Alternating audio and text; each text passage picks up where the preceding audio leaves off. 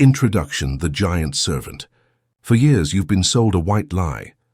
They've told you the universe is like a stern but fair father, watching you from above with a list of good and bad, deciding if you deserve luck or if you must learn a lesson through pain. They've taught you to feel small, to beg while looking at the sky, and to hope that crumbs of happiness fall. I have to tell you the truth, and it is a brutal truth that might scare you at first. There is no one judging you. The universe is not your father. The universe is not your teacher. The universe is your servant. Imagine for a moment that you are accompanied 24 hours a day by an invisible giant. This giant has the power of a god. He can move mountains. He can make the exact person call you. He can heal your body and he can fill your bank account. But this giant has a terrifying peculiarity. He is totally immoral and obeys blindly. He does not distinguish between good and evil, between what is good for you and what destroys you. He is a mechanism of execution. He is like electricity or gravity. If you use electricity to light your home, it serves you. If you stick your fingers in the socket, it kills you. Electricity doesn't care about you. It only obeys its own nature. The problem is that nobody gave you the instruction manual for this servant. You have been giving orders all your life. You have been giving contradictory orders your whole life without knowing it. When you say, "I want to have money," but your stomach contracts with fear of scarcity, your servant ignores your pretty words and obeys your fear. He hears, "Master, I see you are vibrating in scarcity. Granted, I will bring more bills for you. I will bring more bills so you can continue feeling that scarcity you seem to order so much." The reason your life seems like chaos is not because you have been abandoned. It is because your servant is so faithful, so fast, and so literal that he has been bringing exactly what your unconscious vibration has been screaming for. This audiobook is the forbidden manual that should have been handed to you at birth. We are going to stop asking please. We are going to stop playing the victim of fate. You are going to learn the language of frequency, the only one the universe understands. But I warn you, once you understand how the machinery works, you have no excuses. If your life is a disaster, you will know that it was you who signed the order. And if your life becomes a masterpiece, you will know that it was you who took command. Welcome to the control room of reality. Chapter 1: The Universe is Deaf. I want you to do something right now. I want you to stop this audio for a second, look around you and shout with all your might, "I am a millionaire." Do it. Did you do it? Good. Now tell me, did $1 million appear in your bank account? Did anything change in the structure of your reality? Probably not. In fact, you likely felt ridiculous. You probably felt your stomach tighten, and a tiny voice in your head whispered, "Liar, you're broke and you're shouting at the walls." Congratulations. You have just discovered the first law of this forbidden manual. The universe is deaf. For decades, self-help gurus have sold you the idea that the universe is a cosmic waiter taking notes. They told you that if you write your desires on paper 100 times or repeat mantras like a parrot, destiny will obey you. They lied. And that lie is the cause of your frustration. If the universe heard words, everyone praying for money would be rich. Everyone asking for health would be healthy. But you see good people living in misery. Why is the system broken? No, the system is perfect. The error is that you are using the wrong language. The universe doesn't speak Spanish, English, or Sanskrit. The universe is a quantum energy management machine, and as such it only understands one language: frequency. Your words are wind. Your vibration is the law. As long as you don't understand the difference between what you say and what you broadcast, you will remain a ghost, shouting at a machine that has no ears. You are trying to use a vocal key for a vibratory lock. To change the result, you must stop talking to the effect and start communicating with the cause through your energetic signature. The mechanics of the cosmic radio. To understand this, let's forget mysticism and talk about engineering. Imagine an old radio. You want to listen to classical music, broadcast at 100.0 FM, but your internal dial is tuned to 90.0 FM, where they broadcast heavy metal, chaos, noise, and fear. You can stand in front of that radio and scream at it, "Please play Mozart." You can cry, write letters to the radio station, or be the best person in the world. But as long as your dial remains mechanically at 90.0, the radio will only play heavy metal. The radio does not hate you. It is not punishing you. The radio is simply a device that responds to tuning, not to requests. You are that radio. Your life is the music. Your physical reality, what you see, touch, and experience, is simply the music playing on the station you have tuned in. The poverty station broadcasts at a specific frequency of fear, contraction, and envy. The wealth station broadcasts at another, freedom, expansion, and gratitude. The love station has its own frequency as well. The problem is that you spend your day tuned to the poverty frequency, worrying about bills, feeling anguish, but you use your mouth to ask for wealth. There is a vibratory dissonance. The universe looks at your dial, sees it is on Poverty FM, and ignores your words. It says, "The master is tuned to poverty, I must send more of it." The law of resonance requires the universe to send you more circumstances of poverty to maintain the coherence of the signal. And so, the more you ask from a place of need, the more you lose. You are confirming the lack with every desperate plea. To change the music, you must stop shouting at the speakers and physically turn the dial. What is vibration, really? Vibration is a word that has been heavily misused in the New Age movement. Let's define it scientifically so you stop seeing it as something magical. Everything in the universe is energy in motion. The atoms of your body are not solid. They are vortices of energy vibrating at a specific speed. You are a living field of electricity. Your personal vibration is the sum total of three components: what you think, electricity; what you feel, magnetism; and what your body does, action or physiology. Of these three, feeling is king. The HeartMath Institute has shown that the heart's electromagnetic field is 5,000 times more powerful than that of the brain. It is the real power. This means you can think "I am rich," a weak electrical signal, but if your heart feels fear of not making it to the end of the month, a strong magnetic signal, the magnetic signal crushes the electrical one. The universe does not listen to what you think on the surface. It feels what you vibrate in the depths. It senses your core truth. Your vibration is your state of being. It is how you feel when no one is looking. It is the flavor of your energy. If you enter a room with two people sitting in silence, you can often feel who is angry and who is at peace, even if they don't say a word. You are reading their vibration. The universe does this with you 24 hours a day. You cannot lie to it. You cannot pretend. You can deceive your boss, your partner, and your Instagram followers with fake smiles, but you cannot deceive the quantum field. It reads your real energetic signature, not your social mask. Every event in your life is a mathematical response to that hidden signature you are constantly emitting. The danger of parrot affirmations. This is where most people fail and end up saying that the law of attraction is a scam. They stand in front of the mirror and repeat, "I am healthy, I am healthy." But while they say it, their body hurts. While they say it, they have a mental image of their funeral. While they say it, they feel terror. They are creating a signal conflict. When your voice says A, positive, and your vibration says B, negative, destructive interference occurs. In fact, affirmations can be dangerous if not done right. Every time you say, "I am a millionaire," and your subconscious knows you have debts, internal resistance is activated. Your deep mind screams, "Liar, you have $10. That resistance lowers your vibration even further. You feel worse after the affirmation than before. You feel like a fraud. And the universe picks up that vibration of fraud and deception. Result, you manifest more situations where you feel like a fraud. Golden rule, never say words that your emotional system cannot back up. It is better to be silent than to emit a contradictory signal. Vibrating silence is more powerful than incoherent noise. If you cannot feel the wealth yet, do not claim the amount. Instead, claim the feeling of relief or the gratitude for the process. Align your heart with your tongue, or your words will only serve to sabotage your path. The language of need versus the language of gratitude. Let's analyze the two most common signals people send to the universe.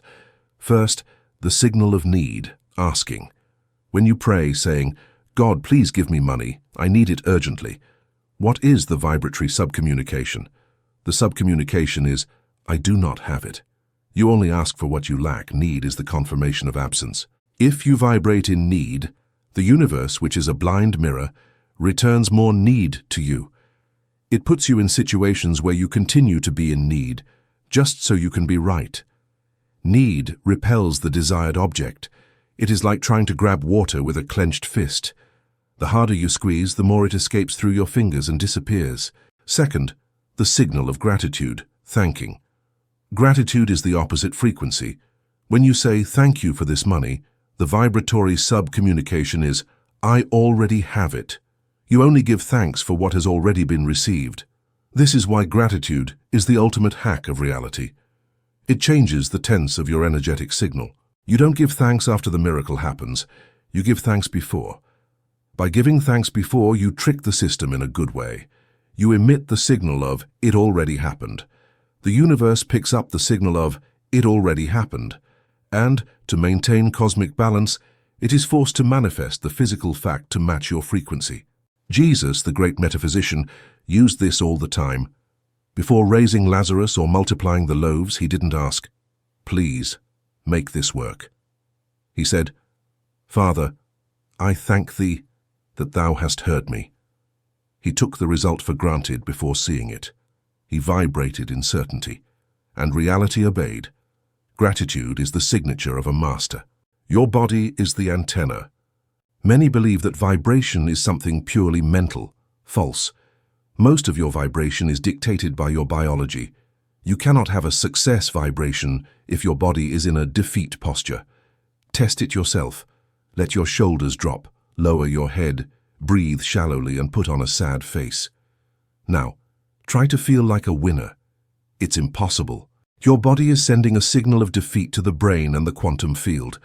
Now do the opposite. Lift your head. Pull your shoulders back into a superhero posture. Take a deep breath, filling your lungs. Smile, even if it feels forced. Now, try to feel depressed. It is very difficult. Your physiology acts as a physical anchor for your state.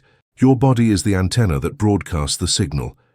If you want the universe to hear you, you have to change the posture of the antenna. You cannot vibrate in abundance if you walk like a loser. You cannot vibrate in health if you move like a sick person. Change your physiology and you will change your frequency instantly and powerfully. This is much faster than trying to change your thoughts one by one. If you want a new life, you must first give your current body the movements and the carriage of the person you intend to become. The universe responds to the man you embody, not the man you wish you were. Your posture is your most constant and loud command to the field. The silence of the universe, adjustment time. If you change your frequency today, will your life change this afternoon? Probably not. And this is where 99% of people quit.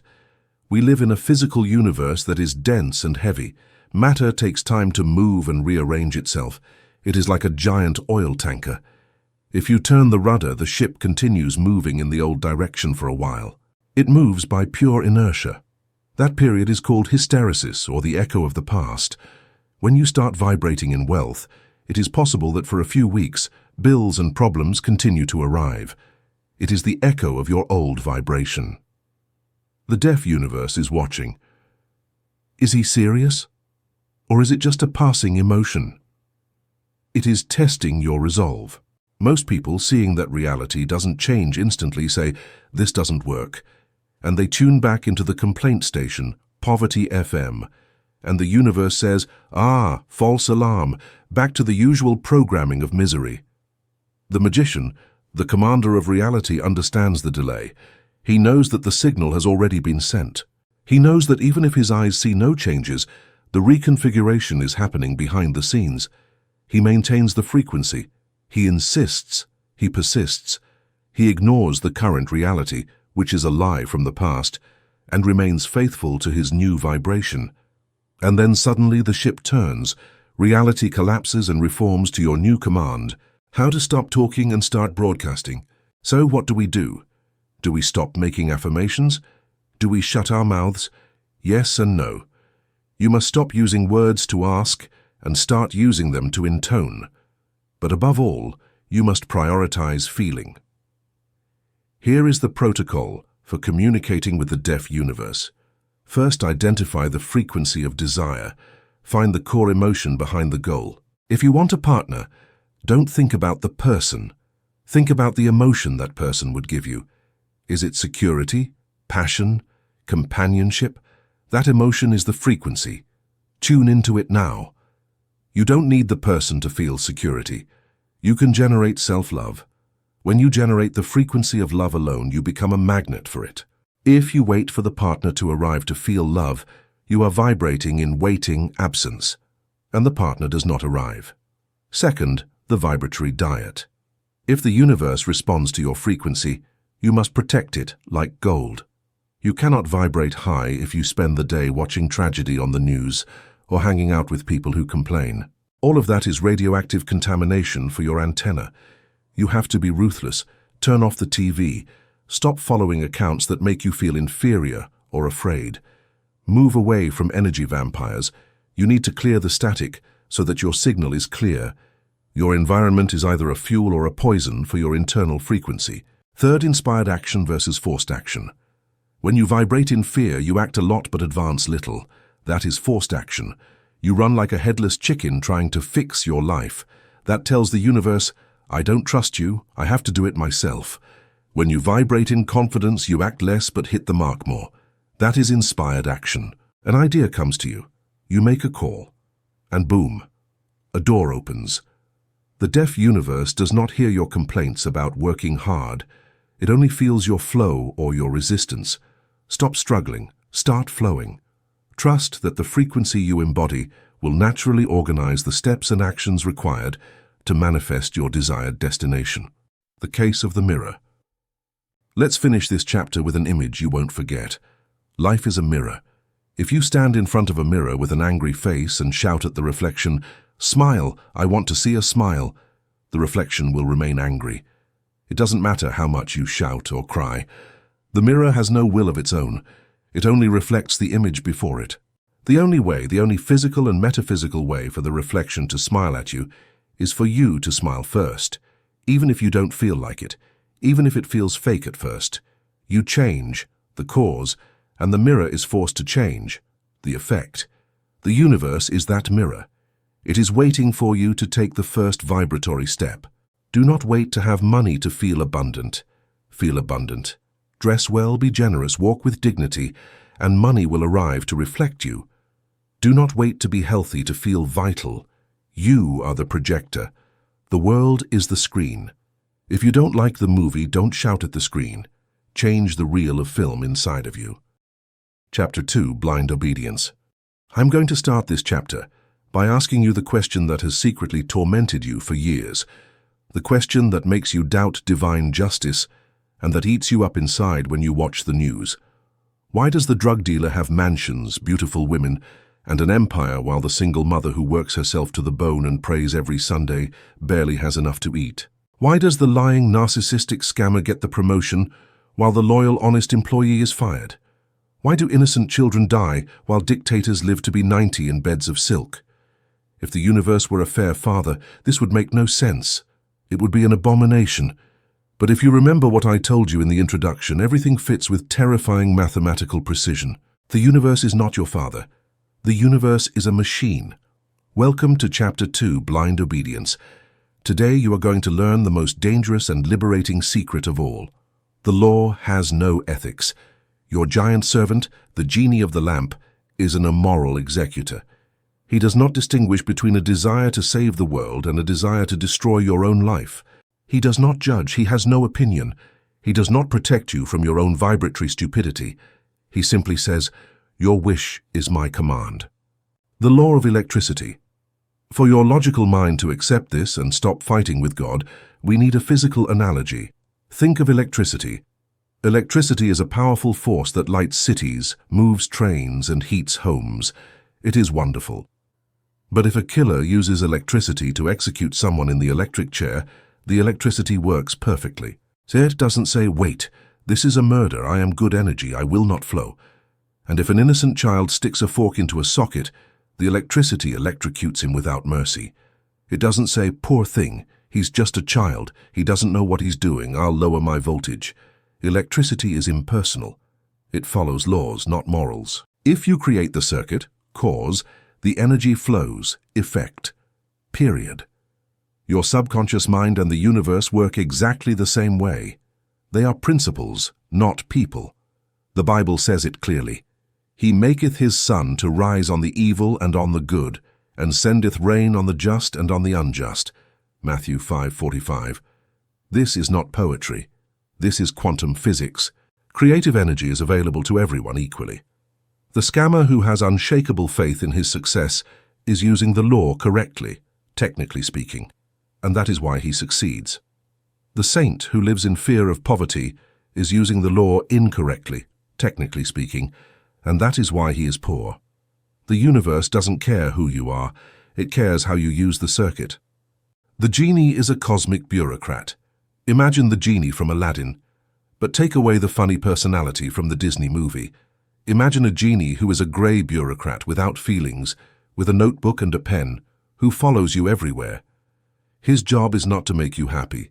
His job is to manifest your focus of attention. The genie's rule is simple. That which you place your attention on with emotion is an execution order.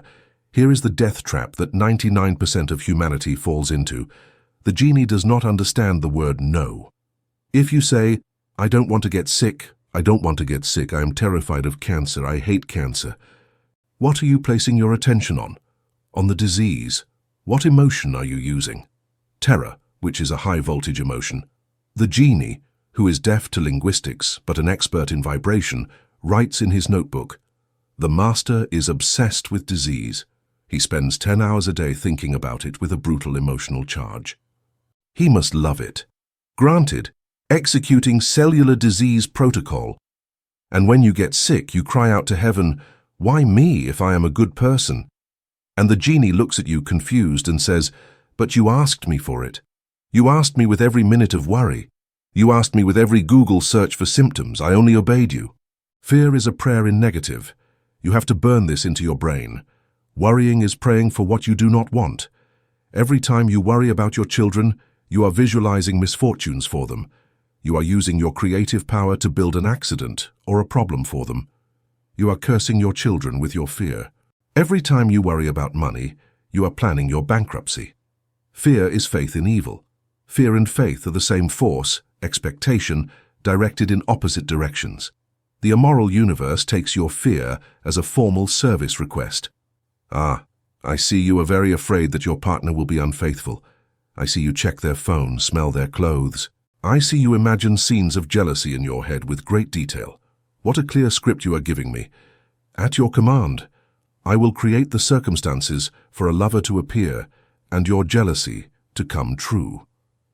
This explains bad luck. The person who says, I am so unlucky everything goes wrong for me is giving a master order. They are configuring the reality filter so that only misfortunes pass through. If something good happens, the genie will block it because the supreme order is, everything goes wrong for me. You are the architect of your own misfortune.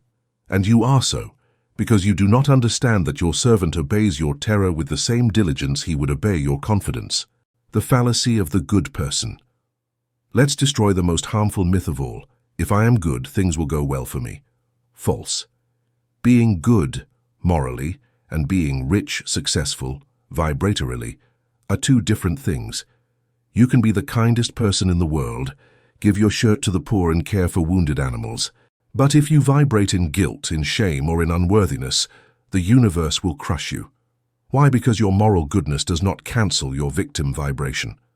If deep down you believe that money is evil, or that you must suffer to earn heaven, the universe will say, at your command I will give you suffering and poverty so you can earn your heaven. On the contrary, you can be a ruthless businessman. But if you vibrate in absolute certainty, if you feel deserving, if you have a self-image of a winner and do not have a single drop of doubt, the universe will open the doors for you. Money will flow to you. This outrages us. It seems unfair to us. But gravity does not ask if you deserve to fall. The law of the mind does not ask if you deserve to prosper.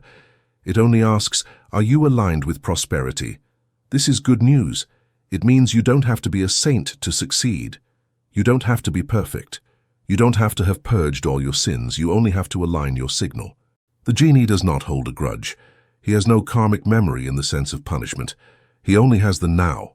The execution mechanism, how the order is processed. Let's enter the engine room. How does the genie turn a vibration into a fact? Through the collective subconscious. We are all connected. Your mind does not end at your skull. It is a Wi-Fi antenna connected to all the other minds on the planet. When you vibrate in fear of being robbed, you emit a specific victim signal, body language, pheromones, brainwaves.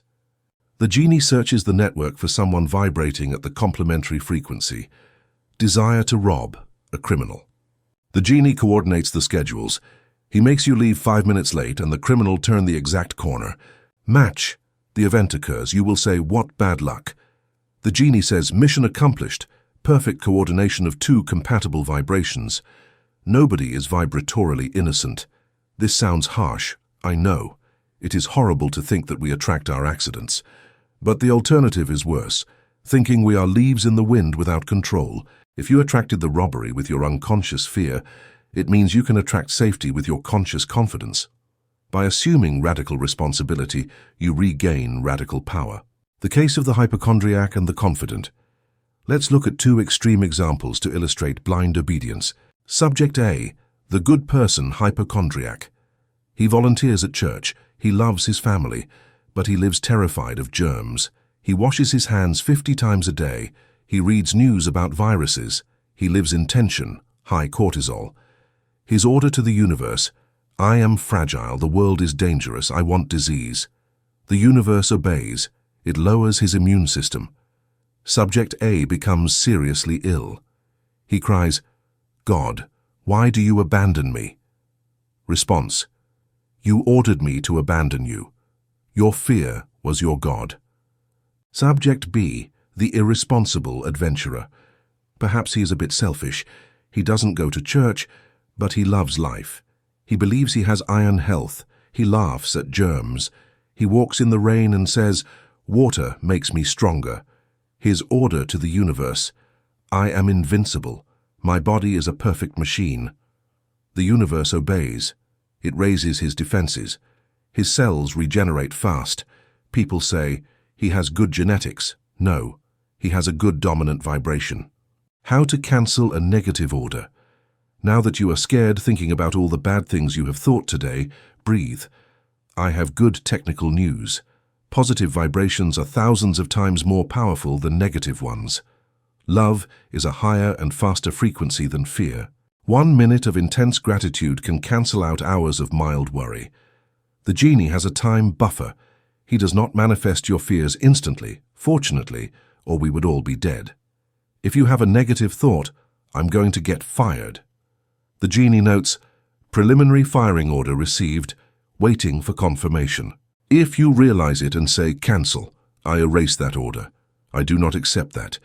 My truth is that I am valuable and secure. The genie crosses out the previous order. Order cancelled. The master has changed his mind. The problem is that people do not cancel. They stay ruminating on the negative thought, adding drama, talking about it with the neighbor. There you give the urgent seal to the negative order. Your job from today on is to become a thought auditor. Every time you catch yourself imagining a misfortune, you have to react as if you had seen a cockroach in your food. Zap. Kill it instantly. Replace it. Do not let it lay eggs. The freedom of amorality. Far from scaring you, the fact that the universe is amoral should free you. It means you don't have to wait to be a saint to be rich.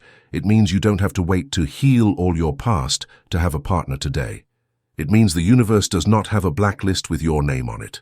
You may have been a mess for the last 40 years. You may have made terrible mistakes.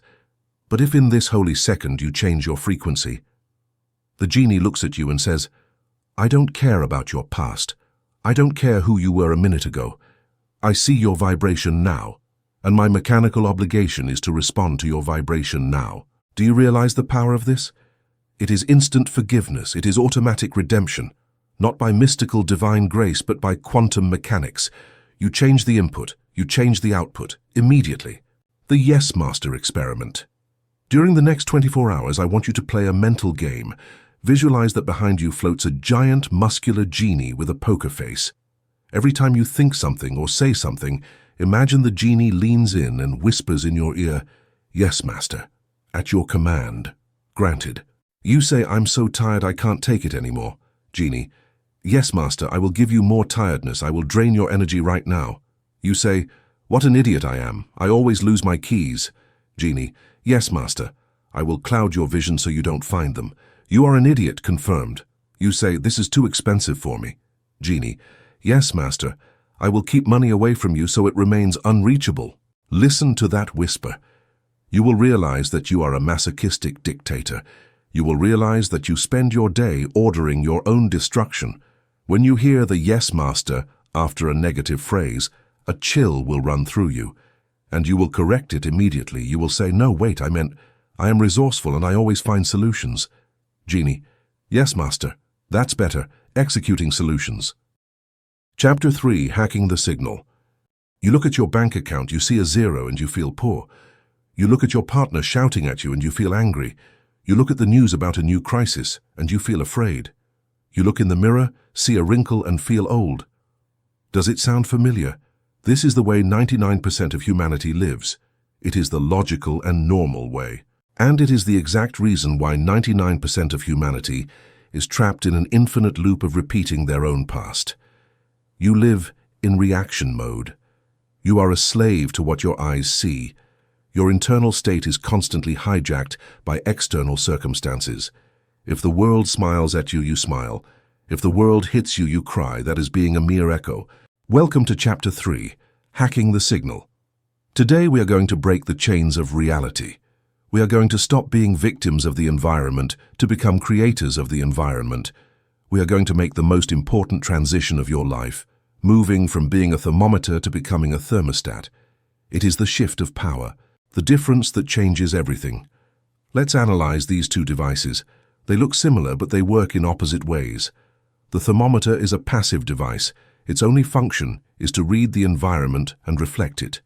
If the room is cold, the thermometer drops. It has no power. It is a mirror of what happens outside. Most are thermometers. The thermostat is an active device. It doesn't care about the current temperature of the room. You set the thermostat to 75 degrees. If the room is at 50 degrees, the thermostat does not drop to 50 to empathize. The thermostat detects the discrepancy and says, "The reality is 50, but my order is 75. Reality is wrong, turning on the furnace. The furnace burns fuel and forces the environment to rise to 75 degrees. The environment has no choice. It must obey the thermostat. You were born with the ability to be a divine thermostat, but you have been educated to be an obedient thermometer. You have been told, be realistic. The magician says, I do not accept things as they are. The trap of 3D reality.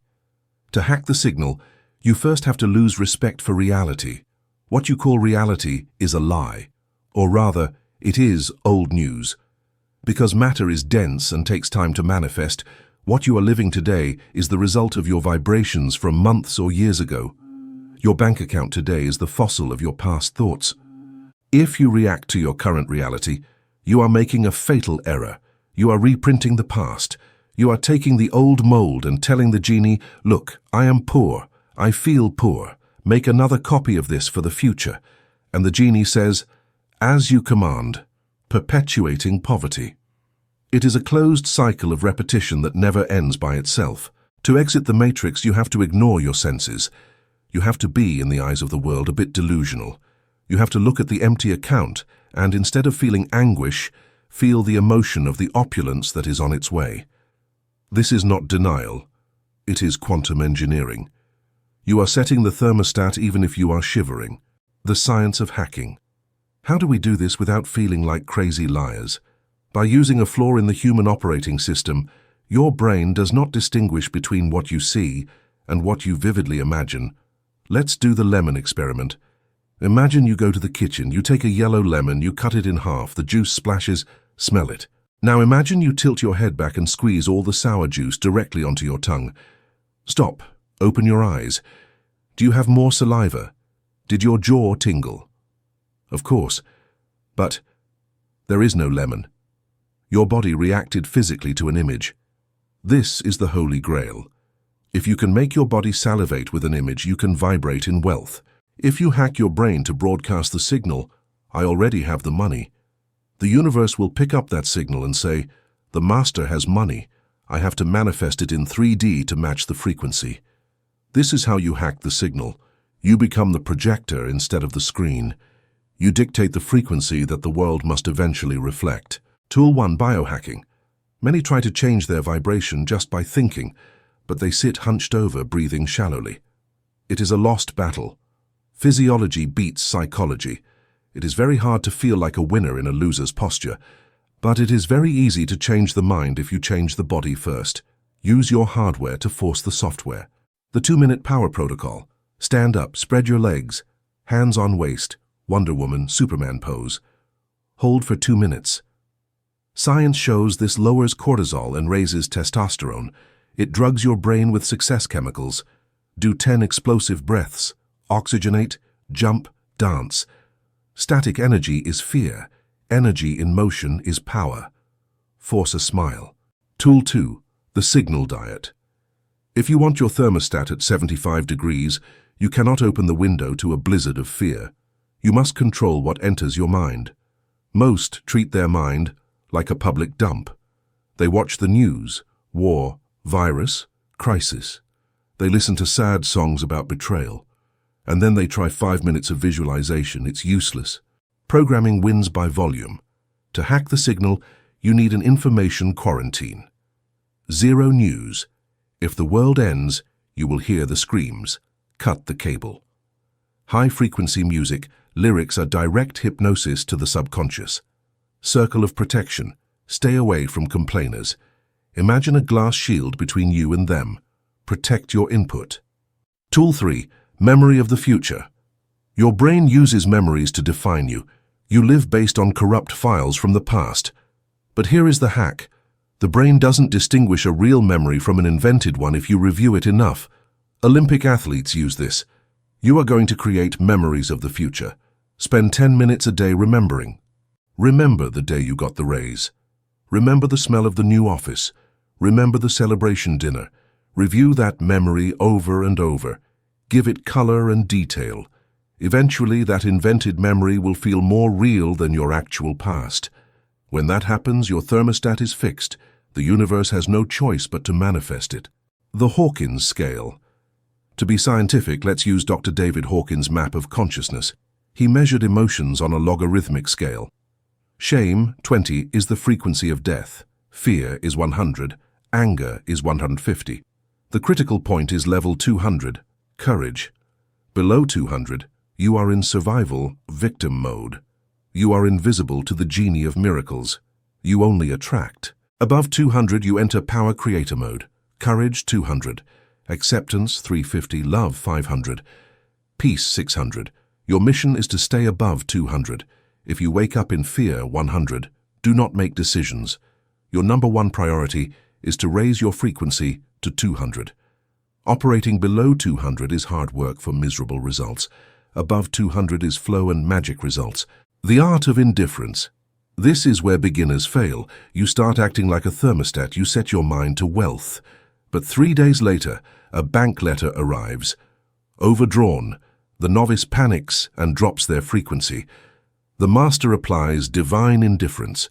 He says, look, a residue from the past. This has nothing to do with me. Pay the bill without negative emotion and keep vibrating in wealth. Do not react. If you react, you validate the 3D reality. You give it power. Reality feeds on your attention.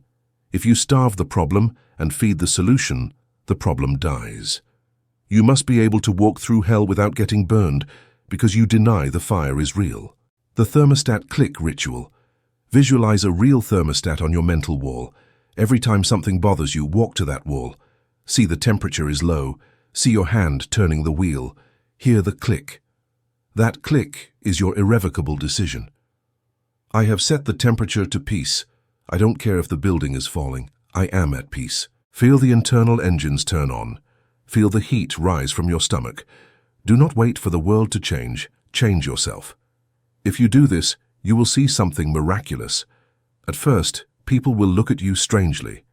But then, the environment will start to change. The world always ends up matching the strongest thermostat. You are the alpha. Chapter 4. The Commander's Posture. Imagine the following scene. An emperor enters his own palace. He is the owner of everything the eye can reach. His armies are invincible, his treasures inexhaustible. He approaches one of his servants, a gardener, and kneels before him. The emperor joins his hands, bows his head, begins to cry and says, "Please, gardener, I beg you, would you be so kind as to give me an apple from my own tree? I have been good, I have behaved well, please have mercy on me and give me an apple. I need it so much." What would you think of that emperor? You would think he has gone mad. You would think he has forgotten who he is. Or even worse, you would think he is a disguised impostor. The gardener would feel uncomfortable, confused, and scared. "Sir, the tree is yours, everything is yours. Why do you beg me? Just take it or order me to give it to you." This ridiculous scene is exactly what you do every day with the universe. You are a spark of divinity. You have creative power in your DNA. The universe is your servant. And yet, you spend your life kneeling, crying, and begging for things that are already yours by right of consciousness. God, please give me that job. Universe, I beg you to heal me. Please let them call me. This beggar attitude is the #1 reason why your manifestations fail. The universe does not respond to pleading at all. The plea is a vibration of "I don't have" and "I'm not worth it." The universe responds to the decree. Welcome to Chapter 4, The Commander's Posture. Today you are going to stand up. You are going to dry your tears. You are going to stop asking for permission to exist. And you are going to start giving orders to your own reality right now. The language of kings. Let us analyze the sacred texts and the history of the great creators. When God creates the world in Genesis, he does not say, "I wish there were light," or "It would be nice if light appeared." He says, "Let there be light." Imperative. And there was light. When Jesus raises Lazarus, he does not say, "God, if it is. God, if it is your will and it is not too much trouble, could you revive my friend?" He says, "Lazarus, come forth," direct order. This is the language of creation. It is the language of the imperative. Reality is a plastic and moldable substance, but it is inert. It needs a directive force to give it shape. That force is your will. But when you ask please, you abdicate your will.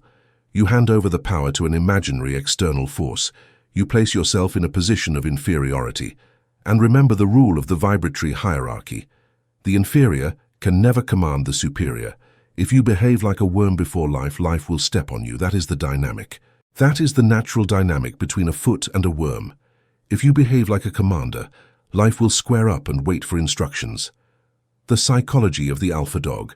The universe functions in a very similar way to a pack of wolves or wild dogs. If you enter an enclosure with dangerous dogs showing fear, walking hunched over, they smell you. They will know you are prey. They will attack you. But if you enter with a straight back, breathing calmly, looking them in the eye, and projecting an energy of, "I am the boss here," the dogs will calm down. They will move aside. Some will even wag their tails. You didn't have to hit them or shout. You only had to show your rank clearly. Reality smells your vibratory rank. When you doubt, when you ask for guarantees, when you say, "What if it goes wrong?" you are emitting the scent of prey. Problems like debts, illnesses, or conflicts are predators. They smell your weakness and attack with more force. The commander's posture consists of changing your scent entirely. It consists of walking through the world with the absolute certainty that everything you see is there to serve you. It is not arrogance, it is natural hierarchy. Your consciousness is the king. Matter is the subject. Matter cannot organize itself without consciousness. It needs you. You are the architect of the formless substance. Difference between authority and arrogance. This is where people get confused and afraid. But if I give orders, won't I be an arrogant egomaniac? Won't God punish me for being proud? There is a vast difference between authority and arrogance. Arrogance is born from fear. The arrogant person shouts, insults, and demands things. He does this because deep down he feels small. He needs to prove his power because he doubts it. It is noise. Authority is born from certainty. The true king does not need to shout. He does not need to humiliate anyone. He gives the order in a low voice because he knows he will be obeyed. It is silence and presence. It is true power. When I tell you to order the universe, I don't mean you should start shouting at the sky like a madman. I am referring to an unshakable internal determination. It is that internal click where you decide that something is going to happen, period. There is no discussion, there is no plan B. It is the attitude of a mother seeing her child. She sees her child in danger. She does not ask for the danger to go away. She acts with an unstoppable force. That force is what you must channel toward your goals. You are not asking the universe to make you rich. You are informing the universe that you are going to be rich and that it better align the circumstances for that to happen. The protocol of the decree, I am. The two most powerful words in any language are I am. It is the name of God. Everything you add after I am is an order to rewrite your reality code. Most people use the decree against themselves. I am clumsy. I am poor. I am sick. The giant servant takes note. The commander has decreed clumsiness, executing protocol of falls and errors. From today on, you are going to watch your mouth as if your life depended on it, because it does. Never, under any circumstances, decree anything negative about your identity. If you feel sick, do not say, I am sick. Say, I am going through a temporary cleansing, but keep your identity in I am health. The commander's decree has a structure, present. Do not say, I will be rich. That leaves it in the future. Say, I am rich. Positive. Do not say, I don't want debts. Say, I am financially free. Authoritative. Do not say it as a question, am I rich? Say it as a judicial sentence. Exercise. Stand in front of the mirror. Look into your eyes. Look at your left pupil. Mystics say it connects with the soul. Say, I am the operating power in my world. Feel how that phrase goes down your spine. Say, I order my subconscious to bring me opportunity X. Do not ask, order. Your subconscious is a machine. You don't have to be kind to your washing machine, you press the buttons. Metaphysical assertiveness. What happens when reality says no? You ask for credit and the bank says no. You look for the job and they say no. The beggar says, God didn't want it. I give up. The commander says, this no is unacceptable. It is an error in the matrix. I am not moving from here until it is a yes or until I find another door. Metaphysical assertiveness is the ability to not accept the negatives of 3D reality as final. Remember that 3D reality is slow and sometimes stubborn. When you order something, sometimes the echo of the past hits you. The commander is not unfazed. If the Red Sea is in front and the Egyptians behind, the commander does not sit and cry. He raises the staff and orders the sea to open. Persistence is not begging many times. Persistence is keeping the order in effect, despite temporary resistance. It is telling reality. I can be more stubborn than you. You are matter. I am spirit. You will get tired before I do. Give up. You maintain the vision until the matter yields to it. The energy of certainty, the collapse of doubt. How does the commander's posture feel? It feels like when you buy something on Amazon. You click buy. You get the confirmation email. Do you spend the night awake, worried about whether the package will arrive? Do you call Jeff Bezos, crying for him to please send you the book? Of course not. You know it's coming. It's a fact. You forget the subject and move on with your life. You have certainty. That tranquility, that absence of anxiety, is the highest vibratory frequency that exists. It is the frequency of, it is already done. When you ask and ask and ask, you are vibrating in doubt. I don't think it's coming, so I ask again. When you order once and then relax, you are vibrating in power. The commander gives the order and goes to play golf, knowing that his generals, the universal laws, are executing the strategy. Doubt is an insult to your own power. If you doubt, you are saying, my order was not enough. You have to train the suppression of doubt. Every time doubt arises, what if I can't pay the rent? You must crush it with a decree. It is already resolved. The universe is taking care of it. And cut the thought. The body language of command. Your body is the scepter of your power. You cannot command reality while hunched over. Neuroscience tells us posture changes brain chemistry. If you want the universe to obey you, you have to occupy space. Observe leaders, lions, and business owners. They occupy space. They move slowly. They do not apologize for being there. The gaze. Do not look down when walking. Look at the horizon. He who looks at the ground looks for coins. He who looks at the horizon looks for empires. The voice. Lower your tone. Speak more slowly. Haste is for servants, calm is for kings. When you talk about your dreams, do not use a trembling voice. Use a voice of a sentence. Silence. The commander does not give unnecessary explanations. Do not tell your plans to those who won't help you. Silence accumulates power. Verbiage dissipates power. Do the test today. Enter a coffee shop as if you owned the building, not with arrogance but with the calm of someone who knows they are safe. You will see how they serve you better. You will see how people move aside. You will see how the field reorders itself before your presence. You are training your muscle of authority right now. Stop asking permission. We have been raised to ask permission for everything. Permission to speak, permission to go to the bathroom, permission to succeed. We wait for someone, a mentor, a boss, a partner, God, to give us the go-ahead. Is it okay if I want to earn a lot of money? Enough. No one is going to come and give you permission. The universe is waiting for you to give yourself permission. The universe says to you, take what you want. The table is set. Why do you stay at the door waiting for an invitation? You are the host. The commander's posture implies taking, not stealing. That is a vibration of lack. Taking what is yours by divine right. Assuming your place. If you want that job, do not go to the interview to see if they like you. Go to the interview to see if you like them. Change the frame. You are the prize. When you become the prize, reality pursues you. The benevolent commander versus the tyrant. A vital warning. We have talked about authority, strength, and command. This can be corrupted. It can be corrupted easily if you have no heart. A commander without love is a tyrant, and tyrants always end up overthrown by the law of cause and effect. Your authority is over energy, not over people. Never use this posture to crush other human beings. Never use it to manipulate or force the will of others.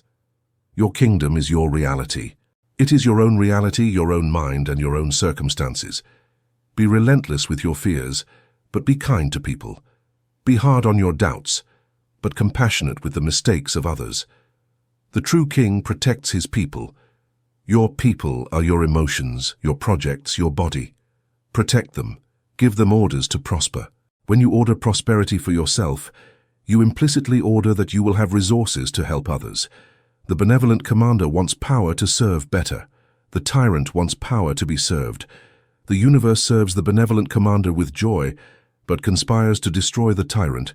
Choose your side well. This is a responsibility. The commander's morning ritual. How do we start the day? Most start the day in reactive mode, checking the phone, seeing what emergencies there are.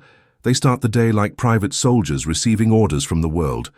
You are going to start the day issuing the orders. The awakening.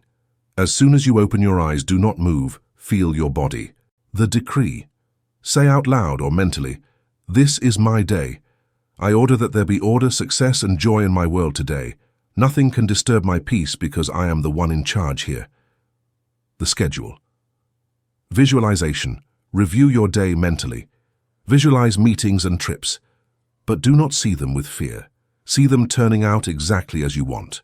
Impose your will over time before it happens. That meeting will be a success. Traffic will be fluid. You are pre-paving your path. When you do this, you leave home with the magnetic field activated. Problems bounce off your shield. Opportunities stick to your suit. You have established the tone. You have marked the territory. The secret of martial faith. I want to introduce a new concept, martial faith. It is not the passive faith of I hope God helps me. It is the active faith of the warrior who knows that victory is inevitable because he has prepared and because the laws of physics are on his side. It is an aggressive faith in a good sense, a faith that attacks doubt. When Jesus spoke to the storm, he did not pray to it. He shouted at it, "Peace, be still." Your life is full of storms like debts, diagnoses, or breakups. Stop praying to the storms. Stop being afraid of them. Stand on the bow of your ship and shout to the chaos, "Be still, I am the captain." You will be surprised to see how quickly the waters calm down when there is a real voice of command in the environment. Chaos respects authority. Chaos seeks order. You be the order. This is your birthright. Use it with wisdom, use it with love, and use it with the absolute certainty that you are the master of your destiny. Chapter 5. The Poison of Need. You have to listen to this carefully because it is the cruelest and funniest irony in the universe. You can only have what you are willing to lose. You only receive what you do not need to survive. Surely it has happened to you. You spend years chasing a person, crying for them, doing the impossible for them to love you. They flee. They flee from you as if you had the plague. One day you get tired, you give up. You say, to hell with this, I'm going to take care of my life. You start being happy alone. You forget that person. And suddenly, ring. The phone sounds. That person looks for you. Now that you do not need them, now they want you. It is a cosmic law. It has happened to you while looking for a job. When you are desperate and smell like hunger, nobody hires you. When you have a job and are calm, offers rain down from the competition. Is the universe mocking you? No. It is the paradox of desire. Welcome to Chapter 5, The Poison of Need. Today you are going to learn something vital. Today you will learn that need is the most powerful repellent that exists. Need stinks. It has a nauseating vibratory smell that drives away money, love, and health. If in the previous chapter you learned to be a commander, today you will learn to be a commander who does not care about the result. That indifference makes you invincible. The physics of repulsion. Let's go back to the mechanics of the giant servant. You order, I want $1 million. But your emotional subtext, your real vibration, screams, I need it urgently because if I don't have it, I die. I am afraid. I am incomplete without that money. The giant servant analyzes the signal and the lack. What is the dominant frequency? Scarcity and fear. Need is, by definition, the confirmation that you do not have. You cannot need what you already have. You do not need air right now. You simply breathe it. You do not need your shoes. You are wearing them. If you need money, you are vibrating in absence of money. It is clear. And since the universe is a photocopier of vibrations, it will give you more circumstances that justify your need. It will keep you in the state of needing. It is like trying to catch a butterfly. If you run after it with a net, screaming and sweating, need, the butterfly will fly far away, terrified by your turbulence and your stress. If you sit quietly in the garden, tend to your flowers and forget about the butterfly, detachment, it is very likely that the butterfly will come and perch on your shoulder. Chasing is driving away. Attracting is allowing. The universe responds to the invitation of a peaceful heart, not to the demands of a soul that feels empty. The desperate salesman syndrome. Imagine you walk into a clothing store. Immediately a salesman pounces on you. He looks at you with hungry eyes. He chases you through the aisles. Buy this from me, please. I need the commission. I have debts. Take these pants. They look great. Buy them. How do you feel? You feel rejection. You feel disgusted. You feel like running out of the store and never coming back. Even if the pants are nice, you don't buy them because the salesman's energy is toxic. It is the energy of taking, not giving. Now imagine the same store. You enter, and the salesman is calm, well-dressed, busy with his things. He greets you genuinely. He greets you with a genuine smile and says, if you need anything, I'll be over there. Enjoy looking around. And he continues with his life. You feel space. You feel freedom. You relax. You try on the pants. You like them. You buy them. The salesman projected authority and abundance. He projected, I'm fine if you buy and I'm fine if not. That is the vibration that sells. You are a salesman. You are selling your desire to the universe. If you vibrate like the desperate salesman, God, give me this or I die, the universe runs away. Need blocks the flow. It creates an excessive potential, a tension in the quantum field that prevents the manifestation from occurring. Bring your desire down from the pedestal. The root problem of need is idolatry. You put your goal on a pedestal. You look up at money as if it were an unreachable god. You look at that special person as if they were an angel, and you were a worm. You look at perfect health as a distant miracle. Listen well, everything is equal. Everything you put on a pedestal looks down on you. When you idealize something, you push it away. You create an unbridgeable vibratory distance. The commander does not idolize. Money is not a god. It is printed paper and digits on a computer. It is a tool, like a hammer. You do not pray to a hammer, you use it for your work. That special person is not an angel. They are a human being who goes to the bathroom and has bad breath in the morning. bring them down from the pedestal.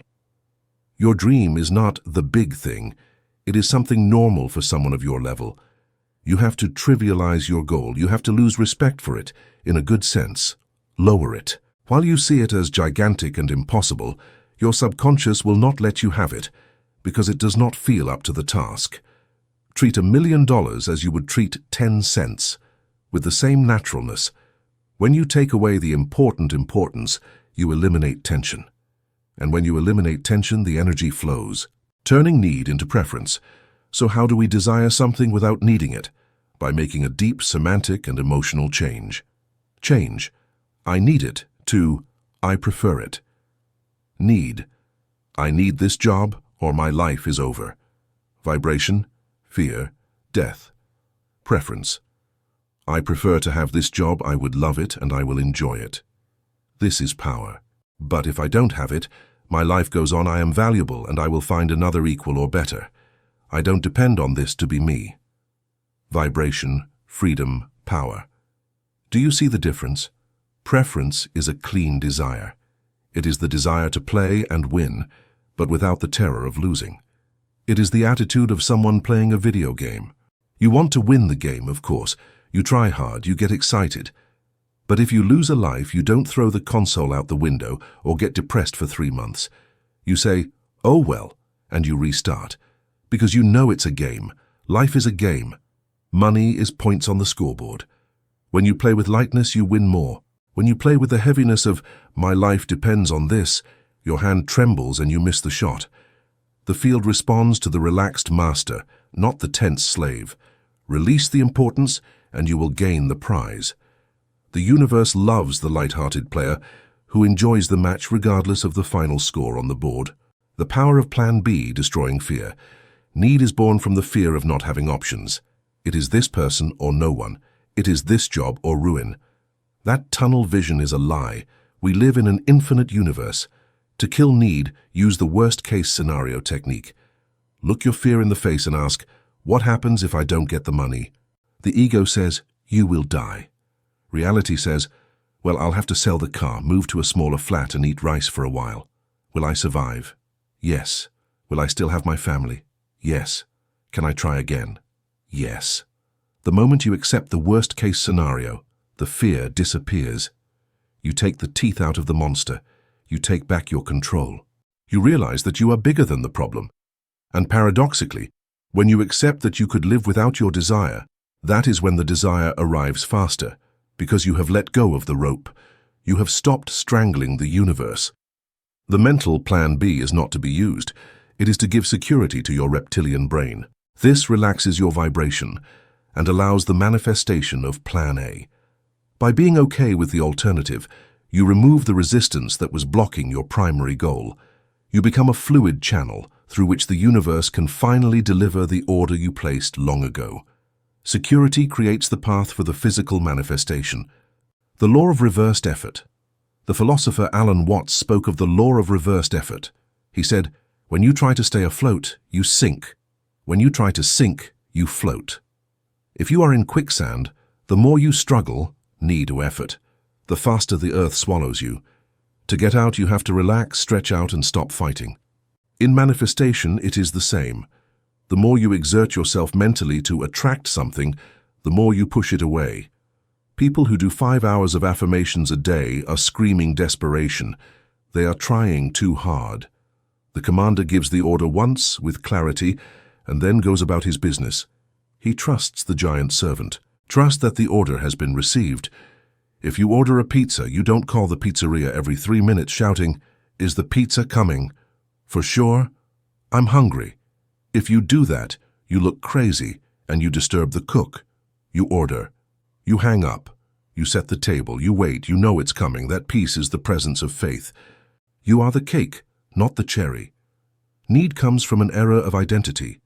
You believe you are an incomplete cake and that the desire, money, love, is the ingredient you lack to be full. When I have that, I will be happy. Lie.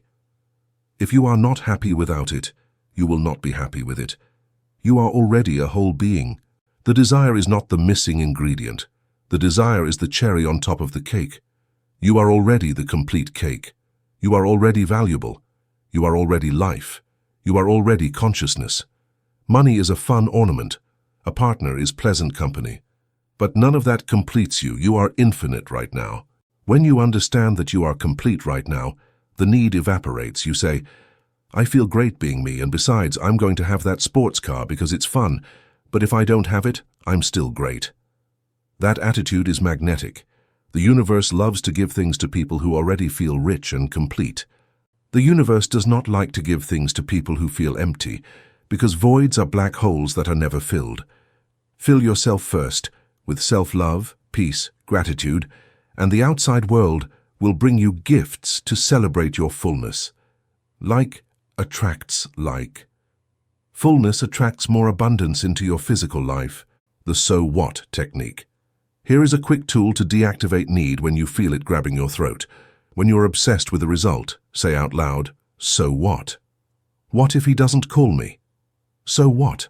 There are 7 billion people in the world. I'll go to the movies. What if I lose the client?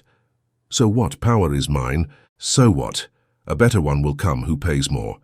What if they criticize me? So what? The opinion of sheep doesn't matter to the lion. The so what is a detachment switch. It breaks the ego's dramatization. It reminds your brain that you are not in a life or death situation. It returns you to the position of power. When you don't give a damn about the negative result, you become free to create the positive result. Indifference to failure is the guarantee of success. By releasing the fear of the no, you open the electrical circuit for the yes of the universe. It is the most practical form of spiritual mastery you can apply daily. The state of active surrender. Do not confuse detachment with resignation. I am not telling you to sit on the sofa and do nothing. I am talking to you about active surrender. Intention. You have an intention of steel. You know what you want. You go for it. Detachment. You are not tied to when or how it will arrive. It is like the archer. The archer has a clear intention to hit the target. He draws the bow with strength, action. He aims with precision, focus. But for the arrow to fly, he has to do something crucial. Release the string. He has to let go. If he stays clutching the string for fear of failing, the arrow does not leave. The moment of power is the moment of letting go. Your need is your hand clutching the arrow. Let go. Trust your aim. Trust the wind. Trust gravity. Let the universe do the flight part. You just do the part of aiming and releasing. The arrow of your desire will reach its destination only when you stop holding it back. The test of faith. Often, right after you declare your desire, the universe puts you to a test. It takes something away from you, or it seems that everything is going wrong. It is the test of need. The universe asks, are you going to panic? Are you going to vibrate in scarcity again, or are you going to stand firm? Watch. If you panic, you fail the test. You prove that you still need and that you do not trust. If you stay calm and say, this is only an appearance. My desire is on its way. I am not moving. You pass. And then the floodgates open. Remember, the dog smells fear. Reality smells your fear of losing. It is a natural process. If you are not afraid to lose, reality has no power over you. And when reality has no power over you, you have power over it. Stand tall in your preference, release your need, and watch how the giant servant organizes the atoms of the world to fulfill the order of the one who knows they are already complete. Chapter 6, Radical Assumption. You have been given the worst advice in history. You have heard it in movies, read it on coffee mugs, and your friends have told it to you when you are sad. The advice is, just be yourself. I want you to analyze this coldly. If your current self is broke, depressed, anxious, and full of fears, why on earth would you want to continue being yourself? Being yourself is what has brought you to this disaster. Yourself is a set of expired habits, unresolved traumas, and limiting programs that you inherited from your parents and society. To defend that identity is to defend your own prison. For the universe to obey you and deliver a new life, the old you has to die. You must change. You have to commit metaphysical suicide and be reborn as a different person. The universe does not respond to what you want. It responds to who you are. Welcome to Chapter 6, Radical assumption. Here we are going to destroy the hypocrisy of authenticity. Poor people are authentically poor. Rich people are authentically rich. It is a state. If you want to change sides, you have to start by being an imposter. You have to hack reality by pretending to be who you want to be with such intensity and constancy that the universe has no choice but to harden that fiction and turn it into a fact of cement. They say in English, fake it till you make it. I tell you, fake it until you become it. The law of assumption, the secret of the masters. The great mystic Neville Goddard left us the sharpest tool of all, the law of assumption. This law dictates to assume the feeling of the wish fulfilled, even if it is false to the senses. If you persist in it, it will solidify into a fact. Analyze the phrase, even if it is false to the senses. Here is the key. Your current reality, your senses, tells you you are fat, you have no money, you are alone. Radical assumption requires you to ignore that sensory evidence. It requires you to enter a state of divine denial. You must walk, talk, eat, and breathe assuming that you already are the thin, rich, and loved person. It is a must. It is not thinking about success.